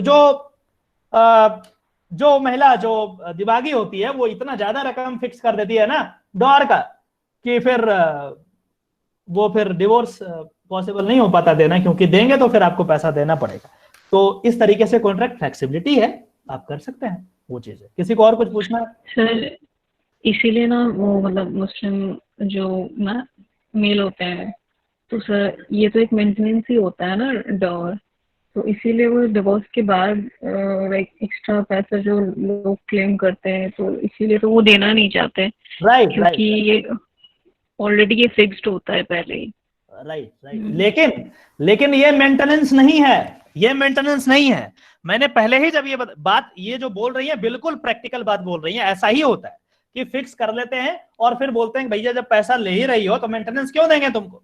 तो ये बात तो ठीक है, लेकिन ये तो रिस्पेक्ट फॉर मैरिज है। ये जो पैसा रकम की बात कर रहे हैं ये तो रिस्पेक्ट फॉर वाइफ है। इसको हम मेंटेनेंस क्यों, हम मेंटेनेंस के लिए इसको हम नहीं कर सकते, इसको हम कंपेयर नहीं कर सकते मेंटेनेंस से। ठीक है, ये एक अलग चीज होगा। मेंटेनेंस मतलब हुआ कि उसके बाद वाइफ कैसे रहेगी, क्या करना नहीं करना, वो बात अलग है, उसके लिए आपको देना पड़ेगा। और यही कारण है कि यहाँ पे जो चीज है, यहाँ पे 3 मंथ के लिए इद्दत पीरियड में के लिए ही मेंटेनेंस की हम बात करते थे। हालांकि इसको बाद में एक्सटेंड करा गया, बहुत कहानी है इसके पीछे, लंबी कहानी है। हम थोड़ा सा इसको, हम मेंटेनेंस का जो टॉपिक करेंगे ना तब इसको हम करने का प्रयास करेंगे। लेकिन ये जो बात बोली वो बिल्कुल प्रैक्टिकल बात है। लेकिन ये बात तो ठीक है। दूसरा क्वेश्चन ये हो सकता है कि मान के चलिए ये तो तब आप ये कर रहे हैं कि जब मेहर जो है, मेहर का अमाउंट बड़ा कर दिया, तब तो समझ में आता है कि इतना अमाउंट अभी दिया उसके बाद मेंटेनेंस भी दें, ये तो डबल प्रॉब्लम हो गया हस्बैंड के लिए। लेकिन उनका क्या, जिसका मेहर बहुत छोटा है, इतना सारा है, वो क्या करेंगी मुस्लिम महिलाएं? वो कैसे करेगी? इनका इतना छोटा रकम है मेहर का, और फिर यदि मेंटेनेंस भी नहीं देंगे तो कहां जाएगी वो? ये सब भी प्रॉब्लम है। हम एक तरफा तो नहीं देख सकते, हम उनको भी देखना पड़ेगा हमें, जो बिल्कुल कैपेबल नहीं है अपने आप को सर्वाइव कैसे करेंगे वो।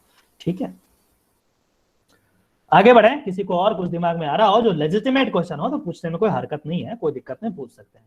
इलिजिमेट होगा तो मैं उसे नहीं बताऊंगा आपको। ठीक है, कुछ और क्वेश्चन है किसी के पास? सर तो मतलब ये जो मेहर है ये सिर्फ डिवोर्स के टाइम पे ही देते हैं? यूजुअली डिवोर्स के टाइम पे ही देते हैं, अदरवाइज वाइफ क्यों मांगेगी पैसा? वाइफ मांगेगी नहीं, क्यों? आप बोल रहे थे ना कि शुरू में फिक्स कर लेते हैं मुस्लिम मैरिज से सर ये देना मतलब कंपलसरी होता है मेल के लिए, आप डिवोर्स दो या नहीं दो, बट ये तो बोल रहे थे आप। शरिया लॉ में तो यही होता है, बट यहाँ पे कुछ और लिखा हुआ है। क्या वो क्या देना ही दोबारा होता बताइए, है दोबारा बताइए। सर। जो मेहर का जो रकम फिक्स होता है ना, वो एनी हाउ आपको देना है, लेकिन अगर इनमें अगर मुस्लिम वुमन अगर डिवोर्स लेती है तो उसको वो वापस करना होता है हस्बैंड को, otherwise husband is bound to give that. वही चीज, वही मैं बात कर रहा हूँ, वही बात कर रहा हूँ। जैसे मान के चलिए कि यदि सर मुस्लिम मैरिज जो है वो कॉन्ट्रैक्ट होता है, तो वो उसमें फिक्स्ड नहीं होता है ना, कल को वो फिर वो तोड़ ले शादी तो फिर मुस्लिम वुमन क्या करेगी? तो वही मैं बता रहा हूँ, वही मैं समझ गया बात को, आप क्या कहना चाह रही, मैं समझ गया। मैं ये कह रहा हूं कि बेसिकली ये जो लेन देन की क्रिया है ये तभी इनिशिएट होती है प्रैक्टिकल सेंस में जब आप अलग होने की बात करते हैं। अन्यथा यदि मैरिज हैप्पीली चल रहा है ना, तो ये चल रहा है किसी न किसी फॉर्म में आप देते रहते हैं बीच में, वो क्लेम नहीं होता। क्लेम कब होता है? क्लेम तब होगा जब जो है आप अलग होने की बात करेंगे। उस समय उनके पास एक हथियार के रूप में होता है कि तुमको तो देना ही पड़ेगा, अभी हम तो लेकर रहेंगे, छोड़ेंगे नहीं इसको। तो उस सिचुएशन में एक तू मैं वाली बात हो जाती है और फिर मैटर कोर्ट में चला जाता है और कोर्ट कहता है कि भैया ये तो देना ही पड़ेगा, दूसरा कोई ऑप्शन नहीं है, तुम्हारा ऑब्लिगेशन है। जैसे हिंदू में ऑब्लिगेशन होता है ना, पायस ऑब्लिगेशन ऑफ सन, कि अपने बाबूजी का जो रकम कर्ज लिया है उसको उतारना, ये सारी चीजें ऑब्लिगेशन एक टाइप का होता है। हालांकि वो अब लीगल एसेस नहीं है, बट फिर भी यहाँ पे ये जो चीज है ये बिना इसके कॉन्ट्रैक्ट तो हो ही नहीं सकता। तो ये चीज यदि आप नहीं करेंगे, दूसरे को देंगे, तो फिर कॉन्ट्रैक्ट के पूरे सिस्टम में प्रॉब्लम आ जाएगा। तो ये चीज तो है, लेकिन इसीलिए तो ऊपर में मैंने बताया ना, जब इसको गलत तरीके से लोग इंटरप्रेट करने लगे, अरे यार ये तो डिवोर्स के बाद ही देते हैं, ये तो डॉरी एक तरीके से है, तो जज साहब ने बोला कि नहीं ऐसी बात नहीं है, ये डॉरी नहीं है, ये डिवोर्स के टाइम पेबल अमाउंट नहीं होता है। लेकिन अनफॉर्चुनेट है कि जब डिवोर्स होता है उसी समय ज्यादा क्लेम आता है, इसीलिए लोग ऐसा समझ लेते हैं। तो वो चीज देखो, ये लाइन जो है ना, इट इज नॉट, ये वाला देखो ना, ये वाला ये लाइन, इसीलिए तो जज साहब ये बात बता रहे हैं, क्योंकि ये जो लोग ऐसा ही समझते हैं कि डिवोर्स होने के बाद दिया जाता है, लेकिन ऐसी बात नहीं है। इसीलिए जज यहाँ पे बता रहे हैं कि it is not the bride price, bride को खरीदने वाला पैसा ये नहीं है, और अ फॉर्म ऑफ डॉरी, ये फॉर्म ऑफ डॉरी नहीं है। ऑल्सो इट इज इनकरेक्ट, ये गलत है ऐसा कहना, to say that it is an amount payable to the wife on divorce, ये भी कहना गलत है। समझ में आ गया बात? ये ऊपर तो मैंने बताया था ये चीज। अरे आ गया समझ में? Yes sir. चलो आगे बढ़ते हैं फिर। चलिए अब मोड्स ऑफ तलाक की बात करते हैं। तलाक मतलब डिवोर्स, और मोड्स ऑफ तलाक की बात करते हैं। पहला जो है वो है तलाक उल सुन्नत, तलाक उल सुन्नत की बात करते हैं, और उसके बाद दूसरा है तलाक उल बिद्दत। इसमें और भी चीजें हैं, लेकिन हम आपको वो सब खत्म कर दिए, आपके लिए कट शॉर्ट कर दिए हैं, वो नहीं पढ़ाएंगे आपको, उतना ही पढ़ाएंगे जितना में आपका काम हो जाए, ठीक है। तो जो मोड्स ऑफ तलाक है, पहला जो मोड है वो है तलाक उल सुन्नत। कहते हैं इट मींस तलाक एज सैंक्शनड बाय द सुन्नत। सुन्नत मतलब ट्रेडिशन होता है, सुन्नत और ट्रेडिशन और द प्रॉफिट, और कस्टमरी तलाक, कस्टमरी तलाक है जो प्रैक्टिस में चल रहा है, कुछ इस तरह की बातें हम इसमें करते हैं। सुन्नत मतलब ट्रेडिशन, ट्रेडिशनल थिंग होता है, ठीक है। इट मींस तलाक एज सैंक्शनड बाय द सुन्नत और ट्रेडिशन। क्या है भैया? ये दो फॉर्म में होता है, अहसन तलाक और हसन तलाक, ठीक है। ज्यादा कॉम्प्लेक्स नहीं है, बड़ा आसान है, बहुत आसान है, टेंशन नहीं लो, बहुत आसान है। देखिए मैं आपको बहुत अच्छे से बताता हूं। तलाक उल सुन्नत का जो पहला फॉर्म है अहसन तलाक, ठीक है, इसको कहते हैं मोस्ट प्रॉपर और अप्रूव्ड डिवोर्स। बहुत ही बेहतरीन चीज है, बेसिकली यही चीज होना चाहिए। सबसे अच्छा तलाक का फॉर्म यदि कुछ है, अहसन तलाक है। इसमें क्या होता है मैं आपको बताऊंगा, ठीक है। और उसके बाद फिर आगे जब हम बात करेंगे तो दूसरे फॉर्म ऑफ तलाक को, जो कि गलत है और उसको हटा दिया गया, उसके बारे में भी बात हम करेंगे, ठीक है। जब हम अहसन तलाक की बात करते हैं, AHSAN, it is most popular, यदि क्वेश्चन आए कि मोस्ट पॉपुलर फॉर्म या मोस्ट प्रॉपर फॉर्म और most approved form of divorce in Muslim law is Ahsan तलाक, हसन तलाक, ट्रिपल तलाक, दिस दैट, तो आप समझ में आ गया, आप टिक कर दीजिएगा अहसन तलाक।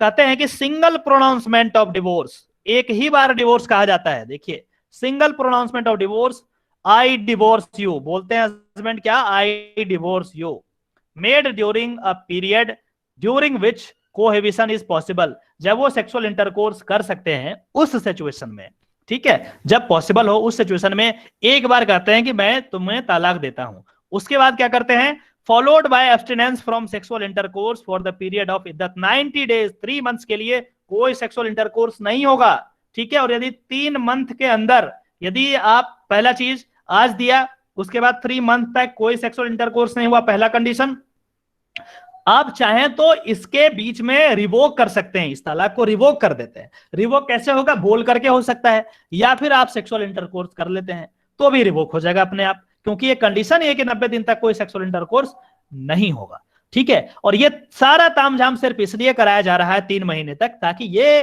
क्लियर हो जाए कि वो महिला जो है प्रेग्नेंट नहीं है, क्योंकि प्रेग्नेंट होगी तो ये फिर और इद्दत पीरियड कंटिन्यू हो जाएगा अंटिल वो डिलीवरी बच्चे का हो जाता है।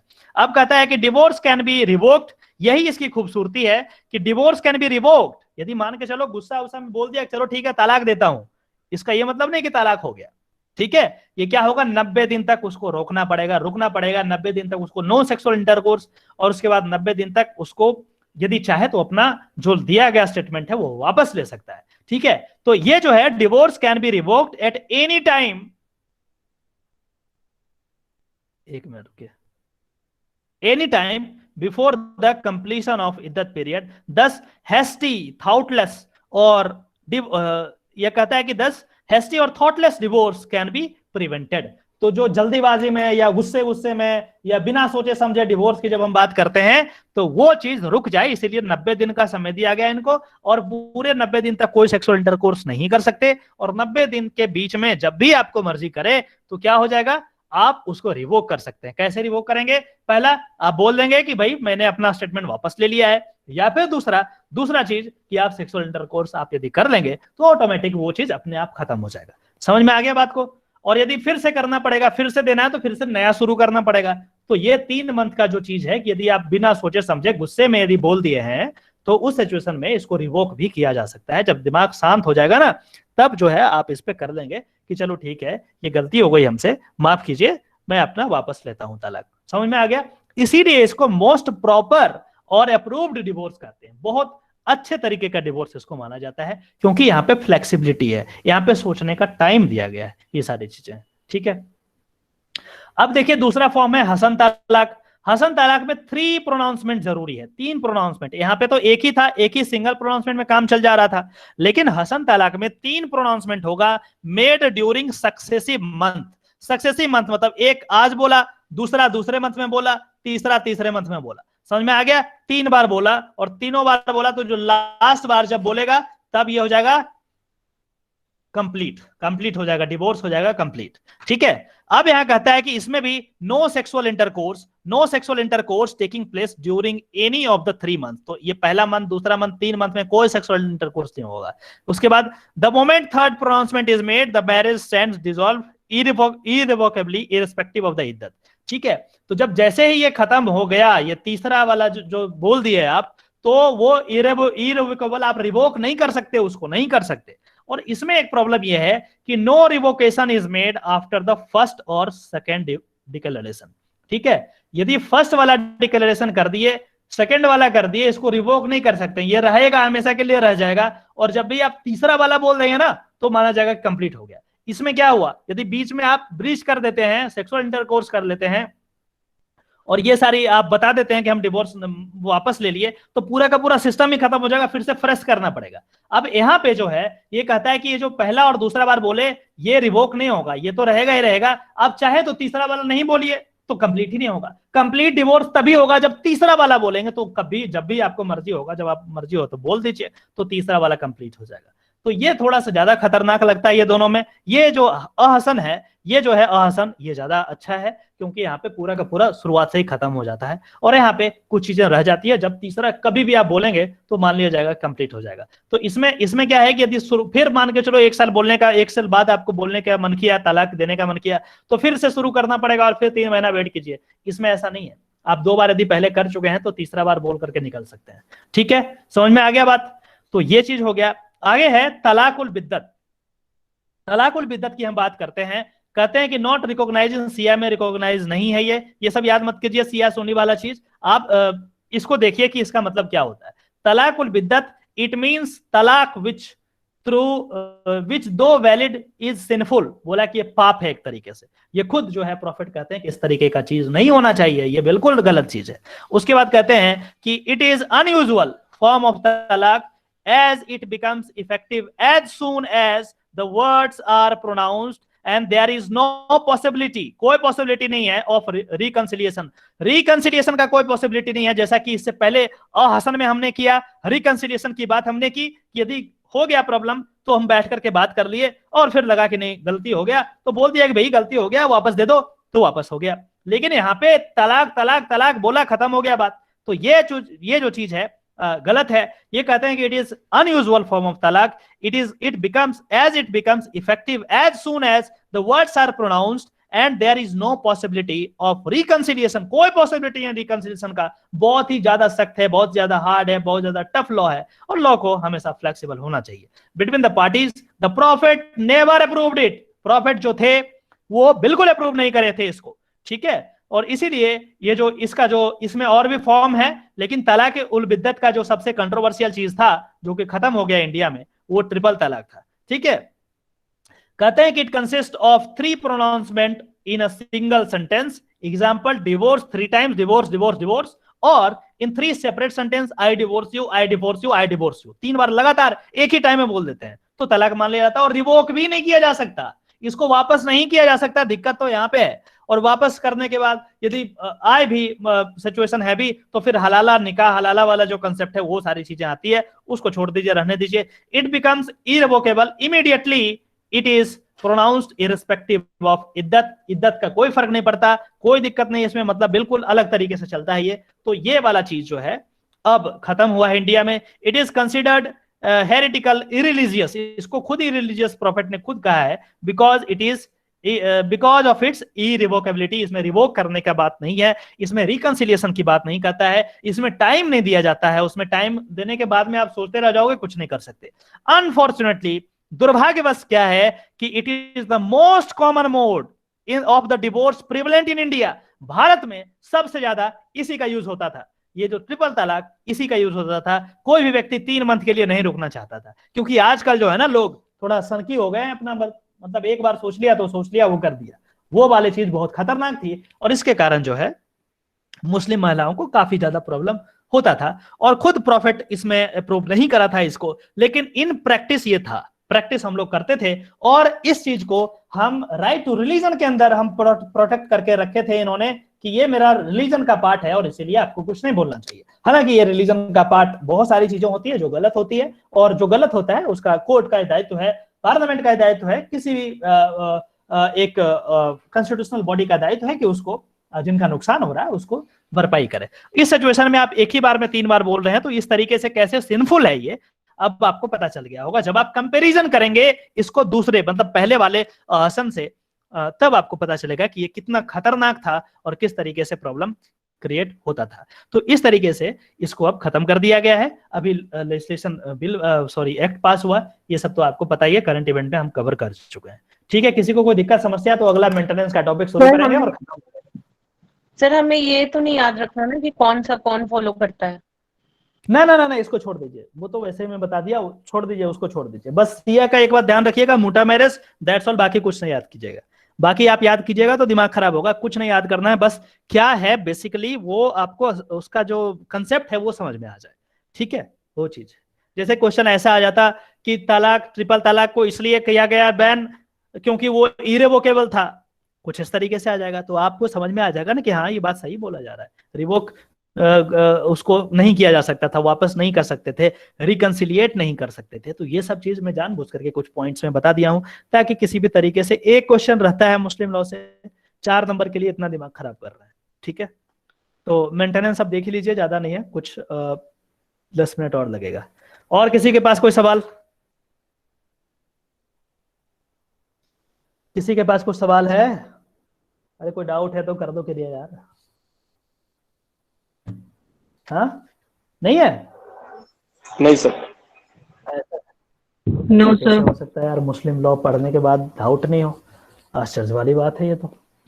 चलो कोई बात नहीं, इतना दिमाग चला नहीं रहे सर, जितना आप बता रहे हो वही सुन रहे हैं। चलो कोई बात नहीं, ठीक है ठीक है। अब दिमाग आपका थोड़ा खराब होगा मेंटेनेंस की जब हम बात करेंगे। ये बहुत ही कंट्रोवर्शियल टॉपिक है मुस्लिम लॉ का, और खास करके मुझे पसंद नहीं है जो डेवलपमेंट हुआ है, लीगल डेवलपमेंट इसका, बट मुझे क्या पसंद है उससे फर्क नहीं पड़ता। बात क्या है मेंटेनेंस का, उसको मैं आपको समझाने का प्रयास करता हूं। और यहाँ पे पेट्रियार्की आपको साफ दिख जाएगा कि किस तरीके से मुस्लिम लॉ में यहाँ पे पेट्रियार्की आपको नजर आ जाएगा। ठीक है, मैं आपको बताऊंगा कैसे आएगा। इसका ये मतलब नहीं कि और सारे रिलीजन में पेट्रियार्की है ही नहीं, और सब में तो भर भर के है। ठीक है, यहाँ भी कैसे है मैं आपको बताता हूँ। मेंटेनेंस जो है उसको क्या कहते हैं, उसको पहले हम देख लेते हैं। Under the Muslim law maintenance called as nafaqa, NAFAQA। ठीक है, नफाका या नफाक, ए साइलेंट रहता है पीछे वाला। देख लीजिए जैसे प्रोनाउन जिसको जो करना है कर लीजिए आप, कोई दिक्कत नहीं है। ठीक है, बस देख लीजिएगा कि ये इस तरीके से प्रोनाउंस होता है। ठीक है, उसके बाद क्योंकि पूछ देगा कि नफाक मतलब क्या होता है, मेंटेनेंस, डिवोर्स, इस तरीके से, तो आप देख लीजिएगा। द मेंटेनेंस ऑफ, ये कल भी मैंने बताया है वैसे, the maintenance of the wife is a primary obligation. कहता है कि मेंटेन करना वाइफ को एक प्राइमरी ऑब्लिगेशन है मुस्लिम मेल का, मुस्लिम हस्बैंड का। Wife's right of maintenance is the debt, ये कर्ज है against the husband. It is independent right, ये वाइफ का इंडिपेंडेंट राइट है कि उसे मेंटेन करा जाए। ये बात खुद मुस्लिम लॉ, शरीयत लॉ ऐसा कहता है कि ऐसा है, बिल्कुल सही बात है। और मेंटेनेंस का जो प्रोविजन है उसको नफाक कहते हैं। और उसके बाद जो है आगे हम बात करते हैं, एक केस है, आपको मैं ये केस बताऊंगा। ये जो शाहबानो बेगम का केस आपने सुना होगा, ये पीछे वाला जो नाम है शाहबानो बेगम, बहुत ही इंपॉर्टेंट केस रहा है। अब इस केस से पहले जो है, इस केस 1985 से पहले का ये मान्यता था कि ये जो मेंटेनेंस का प्रोविजन है मुस्लिम लॉ में, वो सिर्फ 3 मंथ के लिए, इद्दत पीरियड के लिए होना चाहिए। 3 मंथ ना बोलें तो ज्यादा अच्छा है, क्योंकि जब हम इद्दत पीरियड की बात करते हैं तो या तो ये 3 मंथ हो सकता है, या तो ये आपका जब डिलीवरी होगा, पूरा प्रेगनेंसी खत्म होगा, उसके बाद से वहां तक होगा, तो ये डिपेंड करता है। तो बोल रहा है कि यदि प्रेग्नेंट नहीं है तब तो 3 मंथ के लिए, और यदि नहीं, यदि प्रेग्नेंट है वो, तो जब तक उसकी डिलीवरी हो जाती है तब तक के लिए हस्बैंड को उसको करना पड़ेगा, लायबल है उसके लिए, उसको मेंटेन करना पड़ेगा। इस केस से पहले यही मान्यता था कि इधर 3 मंथ मतलब इधर मतलब इद्दत पीरियड तक, इद्दत पीरियड के लिए ही मेंटेनेंस लायबल होंगे मुस्लिम हस्बैंड। उसके बाद तुम अपने रास्ते, मैं अपने रास्ते। देखिए क्या कहता है, prior to this decision there was a view that a divorced Muslim wife was not entitled to any maintenance from her husband after the expiry of iddat period. इद्दत पीरियड एक्सपायर होने के बाद कोई भी मेंटेनेंस नहीं दिया जाएगा, तुम जाओ अपने गली, मैं चला अपने गली। ये चीज थी इस केस में, इस केस से पहले। लेकिन इस केस में कुछ ऐसा हुआ जो पूरे मुस्लिम समुदाय को हिला के रख दिया। और ये केस में जस्टिस चंद्रचूड़ साहब ने दिया, CJI रहे उस समय, और इस केस में कहा कि नहीं, ऐसा नहीं होगा। यदि वो मुस्लिम वुमेन यदि नहीं है कैपेबल अपने आप को मेंटेन करने के लिए, तो मुस्लिम मैन का ये दायित्व है, उसको करना पड़ेगा। क्या करना पड़ेगा? उसको करना पड़ेगा maintain through out the life, पूरे जिंदगी भर के लिए करना पड़ेगा। तो ये कैसे किए? यहाँ पे सेक्शन 1 to 5 अब आएगा पिक्चर में, CRPC का। और इसके बाद जो है चीजें कैसे बदली है, किस तरीके से पॉलिटिसाइज हुआ है मैटर, मैं आपको बताते चलूंगा। ठीक है, तो इसमें जस्टिस चंद्रचूड़ साहब कहते हैं, देखिए कहते हैं कि under Muslim personal law a divorce wife unable to maintain herself is entitled to maintenance during her life time or until she remarriage. जब तक ये दूसरी शादी नहीं कर लेती, यदि दूसरी शादी कर लेती है तब तक तो ठीक है, यदि नहीं करती है तो पूरे लाइफ टाइम तक आपको देना पड़ेगा। और ये चीज जो है जज साहब का सिर्फ ये वाला जो चीज है, मुस्लिम मेल को बड़ा दुख पहुंचाया कि यार ये मजाक बना लिया है। ये कैसे कोई जज, एक सिंगल व्यक्ति ये कह रहा है कि तुम्हें देना पड़ेगा, मेरा रिलीजन कहता है कि हम ऐसे करना, मेरा रिलीजन ये कहता, वो कहता, ये सारी चीजें। अब इसमें कोर्ट और मुस्लिम समुदाय के बीच में एक तनातनी हो गया। लेकिन भाई कोर्ट तो कोर्ट है, आपसे कोई डरने वाला तो है नहीं। अब इसमें एक प्रॉब्लम हुआ कि कोर्ट तो अपने बात पे अड़ गया कि तुम करके देख लो, एक बार दे के देख लो तुम डिवोर्स, और उसके बाद मेंटेन नहीं करो, फिर मैं, यदि वो औरत आ जाती है मेरे पास, फिर मैं तुम्हें बताता हूं कि क्या होता है राइट टू रिलीजन। और उसके बाद कोर्ट जबरदस्त देना शुरू किया पूरा, मतलब इसको 1 to 5 को यूज करके जितनी भी महिलाएं थी, क्योंकि ये जो महिलाएं थी उनको पता ही नहीं था, क्योंकि इलिटरेसी थी, जो चीजें नहीं पता थी। और जैसे ये केस आया उसके बाद बहुत सारी मुस्लिम महिलाएं ने कोर्ट में पहुंचना शुरू कर दी, जिनको मेंटेनेंस नहीं दिया जा रहा था। और उसके बाद कोर्ट को तो ऑब्वियसली बात है प्रेसिडेंट से आ गया, उसके बाद छोटे छोटे कोर्ट भी निचली अदालत भी फटाफट 125 को लगा करके फटाफट मेंटेनेंस देना शुरू कर दिया, जिसके कारण मुस्लिम मेल में बहुत अफरा तफरी मच गया कि किस तरीके से ये कैसे हो रहा है। और उनका डोमिनेंस जो है फीमेल पे वो धीरे धीरे कमजोर होने लगा, जिसके कारण ये जो पेट्रियार्की माइंडेड पीपल होते हैं उनके दिमाग में ये चीज आ गया कि अब तो कुछ ना कुछ करना पड़ेगा, ऐसे काम नहीं चलेगा। ठीक है, खैर हम इस केस के बारे में पहले बात करते हैं, उसके बाद इन्होंने कैसे चाल चला उसके बारे में भी मैं आपको बताऊंगा। She can claim maintenance under 1 to 5 of CRPC because so long as she has not remarried, she is a wife for the purpose of 125 CRPC। जज साहब कहते हैं जस्टिस चंद्रचूड़ कि भैया ऐसा है कि वाइफ का मतलब हुआ सीआरपीसी के टर्म में 125 में कि जब तक वो दोबारा शादी नहीं कर लेती तब तक इसके इस पार्टिकुलर सेक्शन के लिए तुम्हारी वाइफ रही, चाहे वो तुम तलाक दे दो या ना दो, उससे फर्क नहीं पड़ना, तो इसलिए तुमको मेंटेन तो करना ही पड़ेगा।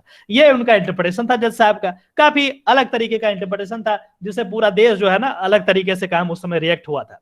If she is able to maintain, अब जज साहब कहते हैं कि if she is able to maintain herself, यदि वो खुद अपने आप को मेंटेन करने के लिए सक्षम है, the husband's liability to provide maintenance ceased, तब हस्बैंड का लायबिलिटी खत्म हो जाता है with the expiration of iddat period. तो इद्दत पीरियड को खत्म होते ही उसका जो मेंटेनेंस करने का जो एबिलिटी जो लायबिलिटी है वो खत्म हो जाता है, यदि वो औरत खुद को मेंटेन करने के लिए एलिजिबल है, एबल है तब। But if she is unable, और यदि वो औरत नहीं है अपने आप को मेंटेन करने के लिए एबल, तो if she is unable to maintain herself after the iddat period, she is entitled to have recourse to 1 to 5 CRPC। बहुत ही ताकतवर जजमेंट, बहुत जबरदस्त जजमेंट, और जिसके कारण हजारों मुस्लिम महिलाओं का जो है कोर्ट पहुंचना शुरू कर दी, और कोर्ट में बहुत सारा मेंटेनेंस का जो केस है वो भर गया, फ्लड हो गया, इतना केस आ गया कोर्ट में मेंटेनेंस का, क्योंकि ये जो महिलाएं थी ये मुस्लिम मेल के द्वारा सताई गई महिलाएं थी, इन बेचारों के पास कोई ऑप्शन नहीं था, कोई भी ऑप्शन नहीं था, क्या करती, ना पैसा था उतना, ना कुछ था, ना तो ये रिलीजन से बंधे हुए थे कि आप कुछ नहीं कर सकते हैं, 3 ही मंथ के लिए करेगा। ये सारी चीजें जब यहाँ मिला कि कोर्ट मेरे लिए सपोर्ट में है, तो ये सारे लोग कोर्ट चले गए, और जब कोर्ट चले गए तो सारे लोगों को फटाफट इन्होंने 125 के अंदर देना शुरू कर दिया, और उसमें मुस्लिम जो मेल थे वो प्रॉब्लम में आ गए। अब जो है यहाँ से पॉलिटिक्स शुरू होता है। कई जानकार ऐसा कहते हैं, पॉलिटिकल साइंटिस्ट, या फिर आप उसको अच्छे टर्म में कहें तो जो लॉ के जानकार हैं, ज्यूरिस्ट हैं, कई ज्यूरिस्ट, मुस्लिम ज्यूरिस्ट भी लिखते हैं कि इसके बाद मुस्लिम मेल ने गवर्नमेंट पे प्रेशर बनाया। उस समय कांग्रेस की गवर्नमेंट थी, और उस समय जो है प्रेशर बनाया गया, और जब प्रेशर बनाया गया कि भाई ऐसा करो कि ये जो जजमेंट आया है, ये जज पता नहीं क्या लिख रहा है, इसको किसी तरीके से करो, क्योंकि हम तो कुछ नहीं, ये पूरा जोड़ लगा लिए, पूरा ये किया, प्रोटेस्ट किया, कुछ नहीं हुआ, कोई फर्क नहीं पड़ा। ठीक है, तो इन्होंने सरकार को अप्रोच किया कि ऐसा है कि आप मेरे लिए कुछ कीजिए, ये जो पार्टिकुलर डिसीजन दे दिए हैं चंद्रचूड़ साहब, इसको आप खत्म कीजिए किसी तरीके से। तो जो गवर्नमेंट है वो क्या किया, एक Muslim women protection of right on divorce act 1986, ये ध्यान रखिएगा, ये जो डिसीजन है 1985 का है, 1985 का है, और ये जो एक्ट आ रहा है वो 1 साल में, इतना जल्दी आ रहा है, इतना जल्दी नहीं आता, इतना जल्दी आता ही नहीं है जब तक कि गवर्नमेंट पे आप पूरा प्रेशर नहीं बना देते। तो जो मुस्लिम समुदाय के जितने भी लोग थे, सुन्नी वक्फ बोर्ड और ये बोर्ड वो बोर्ड, सारे लोग प्रेशर बनाना शुरू किए, यार मेरा डोमिनेंस जो है वो तो खत्म हो रहा है, अब तो वुमेन आगे बढ़ रही है, वो तो चैलेंज कर रही है, उसको मेंटेनेंस देना पड़ रहा है हस्बैंड को, तो हमारा जो है ये डोमिनेंस खत्म हो रहा है, इसको बचाओ किसी तरीके से। ये गवर्नमेंट के पास पहुंची, और ये गवर्नमेंट उनको इस तरीके से एक्ट बनाया, जो कि एक इतना बेकार एक्ट है जितना बेकार एक्ट आज तक मैंने देखा ही नहीं है। किस तरीके से बेकार है मैं आपको बताता हूं कि क्या हुआ है इसमें। इसमें कहा गया कि देखो, इसमें 2 तरीके का प्रोविजन बताया, बोला कि देखो ये जो एक्ट, जो डिसीजन पास किए हैं जज साहब, वो तो ठीक है, चलो उस पर तो कुछ कर नहीं सकते हम, पास कर दिया तो पास कर दिए। अब इस एक्ट में कैसे मुस्लिम मेल को बचाया जा रहा है, वो चीज मैं आपको बता रहा हूं कि किस तरीके से मुस्लिम मेल को बचाया जा रहा है, इस एक्ट में प्रोटेक्ट करा जा रहा है, और ये क्यों करा जा रहा है। इसके बाद मैं आपको बताऊंगा कि क्या पूरा का पूरा हिस्ट्री था, ये क्या था। आप हिस्ट्री पढ़ेंगे तब चीजें समझ में आएगी, ठीक है। A Muslim wife who has not remarried, एक मुस्लिम, ये एक्ट में कहता है सेक्शन 4 में, यदि ये एक्ट देखेंगे, ये पतला सा एक्ट है, बहुत पतला सा एक्ट है, ठीक है, 2-4-5 पेज का एक्ट है, और ये कहता है कि यदि एक Muslim wife who has not remarried, जिसकी दूसरी शादी नहीं हुई है, being unable to maintain herself after the iddat, can claim reasonable and fair maintenance. अब देखिए यहां पे ध्यान से समझिएगा क्या कहता है सेक्शन 4, इतना बेकार जो चीज है, मेरा दिमाग खराब हो जाता है इसको पढ़ने से। क्या कहता है, Muslim wife who has not remarried, जिसकी शादी नहीं हुई है, बीइंग अनेबल टू मेंटेन, और जो अपने आप को मेंटेन नहीं कर सकती हरसेल्फ आफ्टर द इद्दत, इद्दत के बाद, क्योंकि उससे पहले तो इद्दत तक होता था मेंटेनेंस, और इद्दत के बाद जज साहब ने कर दिया कि थ्रू आउट लाइफ करेंगे। अब ये वाला जो एक्ट आया उस पार्टिकुलर डिसीजन को नलिफाई करने के लिए आया, लेकिन ये डिसीजन में, ये जो एक्ट में इतना दम नहीं था कि जज साहब के पूरे डिसीजन को खत्म कर दे, क्योंकि जज साहब बहुत ही रेशनल थे वहां पे। तो ये एक्ट क्या कर दिया है, उसको डाइल्यूट करने का प्रयास किया है, उनके डिसीजन को। कैसे किया वो देखिए, कहता being unable to maintain herself after the iddat can claim, क्या कर रहा है कि क्लेम तो कर सकती है। अब यहाँ पे रास्ते पे आ रहा धीरे धीरे, लेकिन क्या आगे आगे जाकर के क्या कहेगा देखिए, reasonable and fair maintenance, reasonable and fair maintenance लिया जा सकता है इवन इद्दत पीरियड के बाद भी। लेकिन अब क्वेश्चन आएगा किससे लेगा, किससे लेगी ये लड़की, मतलब औरत किससे लेगी ये, तो कहता है फ्रॉम रिलेटिव्स। अब देखिए इतना बेकार चीज ये है, फ्रॉम रिलेटिव्स। क्यों भाई, हस्बैंड दे रहा है उसको तलाक, रिलेटिव से क्यों ले, और कौन से रिलेटिव, आप देखिए कौन से रिलेटिव, तो क्या कहता है, फ्रॉम रिलेटिव दोज, कौन से रिलेटिव होंगे, those entitled to inherit her property on her death, मतलब जो औरत है जिसको दिया गया तलाक, उसके डेथ पे जो प्रॉपर्टी, वैसे रिलेटिव जो उनके प्रॉपर्टी पे हक जताएंगे, वो रिलेटिव इसको पूरा करेंगे, वो रिलेटिव इसको मेंटेनेंस देंगे। ये मजाक है क्या है, हस्बैंड को आपने छोड़ दिया, हस्बैंड को आपने नजरअंदाज कर दिया, और आपने लायबिलिटी फिक्स किस पे कर रहे हो, रिलेटिव पे। वो भी कैसे रिलेटिव पे, वैसे रिलेटिव जो उस महिला का जो भी प्रॉपर्टी है, उस प्रॉपर्टी पे जो उसके मरने के बाद क्लेम करेंगे, वो रिलेटिव इसको मेंटेन करेंगे। अरे पागल बना दिया है, इतना बेकार है, मतलब कैसे सोच के ये लॉ बनाया मुझे समझ में नहीं आता। Those entitled to inherit her property on her death failing which from the state Waqf board, और यदि वो नहीं दे पाते हैं तो स्टेट का वक्फ बोर्ड होता है। स्टेट का वक्फ बोर्ड इतना ज्यादा करप्टेड बोर्ड है जिसका कोई अंदाजा नहीं हो सकता आपको। ये गवर्नमेंट के द्वारा संचालित किए जाते हैं, और गवर्नमेंट का एक आदमी यहाँ पे हमेशा मौजूद होता है। वक्फ बोर्ड का सिंपल सा मतलब होता है कि हम दान कर देते हैं, यदि एक्स्ट्रा प्रॉपर्टी हम दान करते हैं कि गरीबों का इस पे कल्याण हो, लेकिन बेसिकली बहुत ज्यादा करप्शन यहाँ पे है, ठीक है। तो ये कहा गया कि यदि वो रिलेटिव, वैसे रिलेटिव जो उनके प्रॉपर्टी को बाद में लेते, जब उनकी डेथ हो जाती है उस औरत की, वो रिलेटिव यदि मेंटेन नहीं कर पाते हैं तो कौन करेगा, स्टेट वक्फ बोर्ड करेगा, स्टेट वक्फ बोर्ड करेगा। देखिए आप किस तरीके से लूज कर रहे हैं लायबिलिटी को, लेकिन यहाँ पे हस्बैंड का नाम नहीं लिया अभी तक हस्बैंड का नाम नहीं आया। देखिए कैसे लॉ बना है। उसके बाद कहता है प्रोवाइडेड दैट, आगे बढ़ता है, कहता provided that where she has children, यदि उसका संतान है, कोई लड़का लड़की है, द कोर्ट में order only such children only. देखिए अब ये कह रहा है कि यदि उस औरत का चिल्ड्रन है, बच्चा है।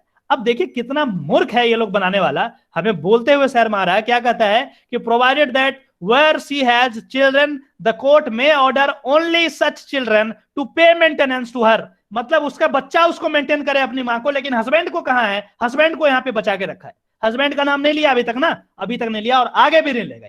ये उसके पेरेंट्स की बात की, उसके रिलेटिव की बात की, वक्फ बोर्ड की बात की, अब उसके बच्चे पे थोप दिया मेंटेनेंस कि उसका जो बच्चा है वो मेंटेन करेगा, लेकिन हस्बैंड को छुपा के रखा अभी तक, ठीक है। आगे कहता है and where such children being unable, और यदि बच्चे भी अनेबल है करने के लिए, मेंटेन करने के लिए, तो क्या कहता है, the court shell order the parents of such divorce women, उसके माता पिता को बोल रहा है वो करने के लिए, मेंटेन करने के लिए। ये हद कर दिया, मतलब ये मैं क्या बताऊं, मेरा दिमाग खराब हो जाता है जब मैं ये पढ़ता हूं, तब मेरा बहुत दिमाग खराब होता है। सच divorce women to pay maintenance to her, मतलब हस्बैंड का नाम छोड़ करके बाकी सारे दुनिया का नाम ले लिया, लेकिन हस्बैंड का नाम नहीं लिया। ये साफ दिख रहा है कि हस्बैंड का, जो कि गवर्नमेंट से निगोशिएट कर रहे हैं उस समय, वो उसको बचाने का प्रयास किया है। और बाद में कई जानकार ये कहते हैं कि ये बचाने का प्रयास इसलिए करा गया था क्योंकि एक अलग रीजन था। हम रीजन को बताना नहीं चाहते आपको, लेकिन बताना पड़ेगा। ये लास्ट है, इसको कर लेते हैं पहले या फिर बता ही देते हैं। बेसिकली उस समय बाबरी मस्जिद का भी काम चल रहा था। बाबरी मस्जिद में ये जो कंट्रोवर्सी हो रहा था 1986-95 की बात कर रहे हैं, उस समय हिंदू वाले क्लेम कर रहे थे कि ये मेरा है और वो कह रहे थे मेरा है, दोनों में तनातनी था। तो बहुत सारे जानकार, ये अनऑफिशियल में बता रहा हूं, बहुत सारे जानकार ये कहते हैं, लॉ के जानकार, कि ये एक नेगोशिएशन था। मुस्लिम के जो मेल मेंबर थे, मुस्लिम के जो आका थे, मुस्लिम के जो मौलाना थे, जो बड़े बड़े ऑर्गेनाइजेशन थे, सुन्नी वक्फ बोर्ड और इस तरीके का वक्फ बोर्ड था जो मुस्लिम को संचालित करता था, उसमें और गवर्नमेंट में, कि तुम बाबरी मस्जिद वाले मैटर में मत वो करो, वहां शांत रहो, चुप रहो और जो करना करते रहो, मैं तुम्हारा ये जो काम जो कोर्ट किया है इसको मैं डाइल्यूट कर दूंगा। और इसी वजह से मुस्लिम जो लोग थे वो चुप रहे, बाबरी मस्जिद में जो चीजें हुई उसको होने दिए, ज्यादा लोड को नहीं लिया, और लास्ट में ये नतीजा निकला कि बाबरी मस्जिद को तोड़ दिया गया।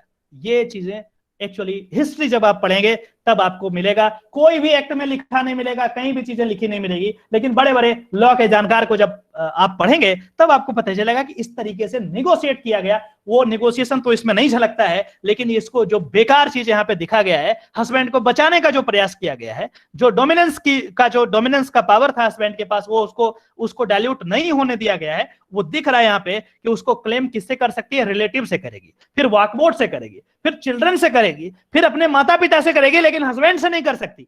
ये चीज यहाँ साफ साफ आप जाकर के सेक्शन 4 देख लीजिएगा, इसमें इस एक्ट में आपको मिल जाएगा। ठीक है, तो ये एक तरीके से बहुत ही पॉलिटिसाइड मैटर है, पॉलिटिक्स इसमें किया गया है, और इसीलिए ये जो पार्टिकुलर एक्ट है, बाद में इसको डेनियल लतीफ वाले केस में इसको चैलेंज भी किया गया, लेकिन कोर्ट ने बोला कि चलो रहने दो, अब पास किया है तो पूरा का पूरा एक्ट खत्म करने का क्या मतलब है। गवर्नमेंट, अब पूरा देश सिर्फ कोर्ट से थोड़ी ना चलता। अरे 3 पिलर है, 2 पिलर यदि बेकार हो जाए तो क्या कीजिएगा, कोर्ट क्या कर सकता है आपको। आपने ऐसा लॉ बनवा दिया, ऐसा लॉ बनवा दिया जिसका दिमाग खराब हो जाता है, देखते ही पागल हो जाएगा आदमी। यदि वो पेट्रियार्की है तब तो उसको मजा आएगा कि चलो देखो मैंने फिर से सप्रेस कर दिया वुमेन को, जो कोर्ट ने ऑर्डर पास किया था उसको एक तरीके से हमने डिमिनिश कर दिया। लेकिन सच्चाई तो यह है कि बहुत ज्यादा प्रॉब्लम इससे क्रिएट हुआ है मुस्लिम महिलाओं को लेकर के। और उसके बाद जो है ये ऐसे कैसे हो गया, अब ये सीधा कैसे होगा, रोटेट वाला ऑप्शन है, हाँ ऑर्डर, रोटेट का ऑप्शन ही नहीं आ रहा है।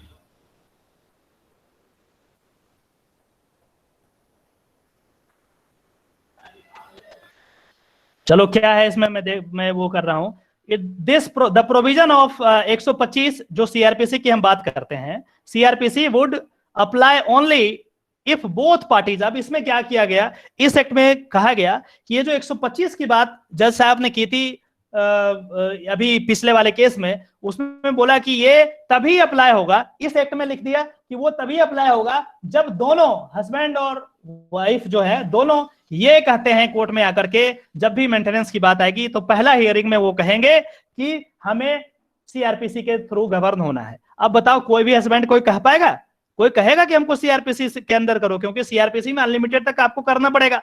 तो इसको डाइल्यूट करा गया इस तरीके से। लेकिन अभी भी कोर्ट जो है 125 जब जरूरत पड़ता है तो 125 जो है यूज कर लेते हैं वो। ठीक है, तो इस तरीके की चीजें हैं, हुई है, तो ये अनफॉर्चुनेट है, लेकिन यही चीजें होती है जब आप पॉलिटिक्स को लॉ में मिक्स करते हैं। तो ये जो Muslim women protection of right on divorce act 1986 है, बहुत पतला सा एक्ट है, लेकिन उतना असरदार नहीं है। इस तरीके की चीजें हैं। तो अब जो है आप मेंटेनेंस की यदि बात करेंगे तो आप जो है जो पर्सनल लॉ है उससे तो ले ही सकते हैं। ये जो women protection and right on divorce act 1986 का, उसके थ्रू भी पॉसिबल है। और यदि दोनों पार्टी एग्री हो जाते हैं तो 125 सीआरपीसी के अंदर भी होता है। ठीक है, तो इस तरीके से पूरा का पूरा जूरिस्प्रूडेंस इसमें डेवलप हुआ है। आपको मैं 10% से ज्यादा कहानी नहीं बताया हूँ, इसमें 90% और भी चीजें हैं, लेकिन मैं जानबूझ करके नहीं बताया हूँ। आप बताइए कि आपको समझ में आया है तो बताइए, नहीं आया तो भी आप बताइए।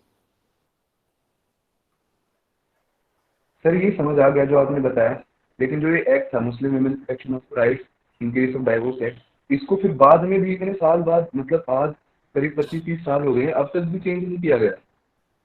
नहीं किया गया चेंज। जब भी प्रॉब्लम होता है तो यही आता है कि रिलीजन राइट टू रिलीजन से प्रोटेक्टेड है, और चूंकि लॉ बना दिया गया है तो ये भी पार्लियामेंट के द्वारा बनाया गया है। भाई लॉ है तो हमें तो रिस्पेक्ट तो करना पड़ेगा, पार्लियामेंट ने इसको पास किया है, क्या कर सकते हैं, दूसरा ऑप्शन नहीं हमारे पास। तो ये चीजें हैं। लेकिन महिलाओं की जो दुर्दशा है वो एज इट इज है। समय लगता है, समय था तो समय अब जो है बदला है, और फिर अभी ट्रिपल तलाक जैसे खत्म हुआ। समय आने पे जो बुराइयां हैं किसी भी रिलीजन की वो खत्म होने में कोई दिक्कत नहीं है, होना चाहिए वो चीज खत्म। तो इसमें मेल का सबसे बड़ा जो कट्टरवादी जो मुस्लिम होते हैं वहां प्रॉब्लम आ जाता है, वो करने ही नहीं देते हैं, प्रॉब्लम ये है। और ये जो निगोशिएशन हुआ है, आप बड़े बड़े हिस्टोरियन को पढ़ेंगे, लीगल हिस्टोरियन को, चीजें आपको पता चलेगी कि क्या रीजन था, क्यों आखिर ये एक्ट लाना ही क्यों पड़ा। इसका तो जरूरत ही नहीं था, एक जजमेंट काफी था, सारा कुछ ठीक हो जाता। महिलाएं कितनी मतलब खुश थी उस एक्ट से, सॉरी उस पर्टिकुलर जजमेंट से, लेकिन उसको क्या कर दिया पार्लियामेंट ने, उस पर एक तरीके से धूल जमा कर दिया। तो क्या कर सकते हैं, कर दिया तो कर दिया, बट फिर भी कोर्ट जब भी जरूरत पड़ता है तो उसको यूज कर सकता है, क्योंकि एक बार वो कर दिया है, जरूरत पड़ने पे करता है, लेकिन यूजुअली करता नहीं है, क्योंकि दोनों पार्टी, अब इसमें इसी एक्ट में कह दिया कि दोनों पार्टी यदि एग्री करते हैं तभी आप जाकर के 125 में आप कर सकते हैं। तो ऑप्शन है कि 125 में भी किया जा सकता है। ये जो एक्ट हमने बात की, Muslim women protection of right and right of on divorce act 1986, उसमें भी किया जा सकता है, और पर्सनल लॉ में 3 मंथ्स के लिए तो वो देते ही देते हैं। तो इस तरीके की चीजें हैं मुस्लिम लॉ में, इससे ज्यादा 10% मैंने बताया है। बहुत सारे लोगों को बहुत सारी चीजें समझ में नहीं आया होगी, कोई बात नहीं, कभी हम वैसे ही चर्चा कर लेंगे 9 तारीख के बाद।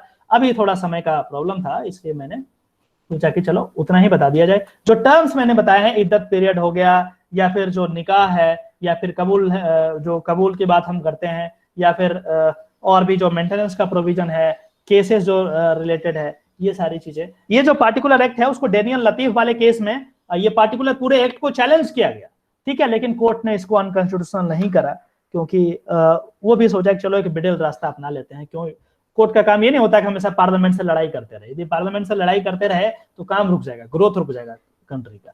तो कोर्ट ऐसा नहीं चाहता, वो एक मिडिल रास्ता अपनाने का बात करता है, क्योंकि कोर्ट ये मानता है कि जितना मेरी जिम्मेदारी है उतना पार्लियामेंट की भी जिम्मेदारी है। पार्लियामेंट कुछ अलग तरीके से काम कर रहा है तो हम क्या करें, हम अकेले थोड़ी ना कॉन्स्टिट्यूशन सिर्फ कोर्ट को थोड़ी ना बनाया, और भी तो 2 विंग है। यदि 2 निकम्मे हो जाएंगे तो क्या करेगा अकेले कोर्ट, क्या कर सकता है, वो वाली बात है। ठीक है, किसी को कुछ पूछना है तो बताइए। सर कल वाली वीडियो लिंक है ईमेल पे, क्वेश्चन वाली? अरे आपको ग्रुप पे डाल दिया ना, वो रात में ही डाल के मैं सोया हूँ। ठीक है, मैंने देखा नहीं होगा, मैंने व्हाट्सएप, ठीक, चेक कर देना उसको, ठीक है। अरे किसी को कुछ पूछना है क्या? आप लोग इतने शांत हो मुस्लिम लॉ पढ़ के, मुझे तो समझ में नहीं आ रहा, कुछ डाउट हो रहा है। समझ में आया कि नहीं आया? समझ आ गया सर, आ गया। आपने बताया वो सारी चीजें। सर बेसिक सब समझ में आ रहा है, बस सब सुन रहे हैं और समझ रहे हैं बस बेसिक ही समझिए। ये थोड़ा पॉलिटिकल बात मैंने कर दी लास्ट में मजबूरन, क्योंकि दूसरा आपको समझ में नहीं आता है कि आखिर ऐसे हुआ क्यों। तो ये पॉलिटिक्स का बहुत बड़े बड़े राइटर को यदि आप पढ़ेंगे ना तो आपको पता चलेगा कि ये चीजें कैसे होगी। केरल के शायद कोई राज्यपाल थे, मुस्लिम ही है, उन्होंने किताब लिखी है, उसमें ये सारी चीजें उन्होंने मेंशन करा है।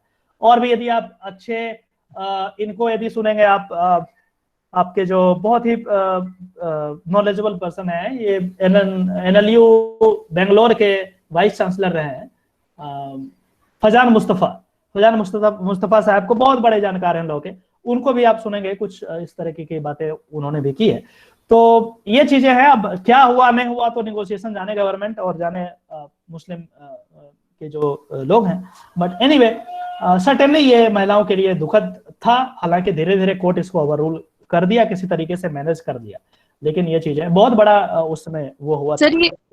सर ये वही वाला पीरियड है ना जिसमें राजीव गांधी वो मूर्ति को अंदर लेके चले गए थे एंड स्थापित कर दिया था। हाँ बिल्कुल बिल्कुल बिल्कुल सही बात है, और इसीलिए उन्होंने चुप रहा, क्योंकि यहाँ पे नेगोशिएशन जैसा कि कहते हैं मैंने कोई अपने मर्जी से नहीं बता रहा हूँ, ऐसा मैंने पढ़ा है और इसलिए मैं बता रहा हूँ। ये वही पीरियड था जब हाँ, तो पढ़ाए होंगे तो सही होगा मूर्ति को एस्टेब्लिश करने के, तुम चुप रहो, मूर्ति रखने दो, तोड़ने दो, और मजबूरीन। और ये स्थिति आ गया कि 1992 में ध्वस्त कर दिया गया बाबरी मस्जिद को, और आप जाकर के कहते हैं कि ये गलत हुआ सही हुआ। अरे उस समय जब रोकना था तब तो आपने किसी और नशे में थे, दूसरा कहीं और निगोशिएट कर रहे थे कि ये जो है आप ये वाला एक्ट कर दो तो हम चुप रह जाएंगे। अरे चुप होने के कारण अब कितना बड़ा नुकसान हुआ देखिए आप।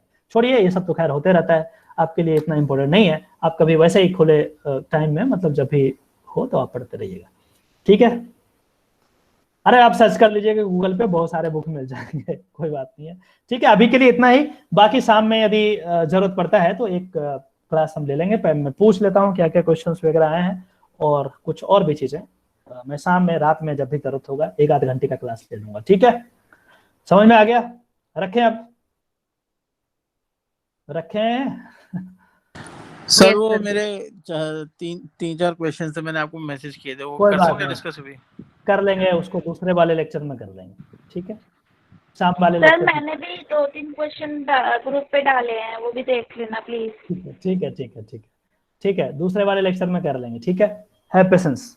ये समझ गया? 1 नंबर 4 नंबर का क्वेश्चन आएगा मुस्लिम लॉ से, तो शायद यही सबसे आ जाए, देखते हैं, कोशिश ही कर सकता हूँ, पता नहीं अब क्या पूछेगा नहीं पूछेगा, किसी को कुछ नहीं पता होता, ठीक है? I can only try.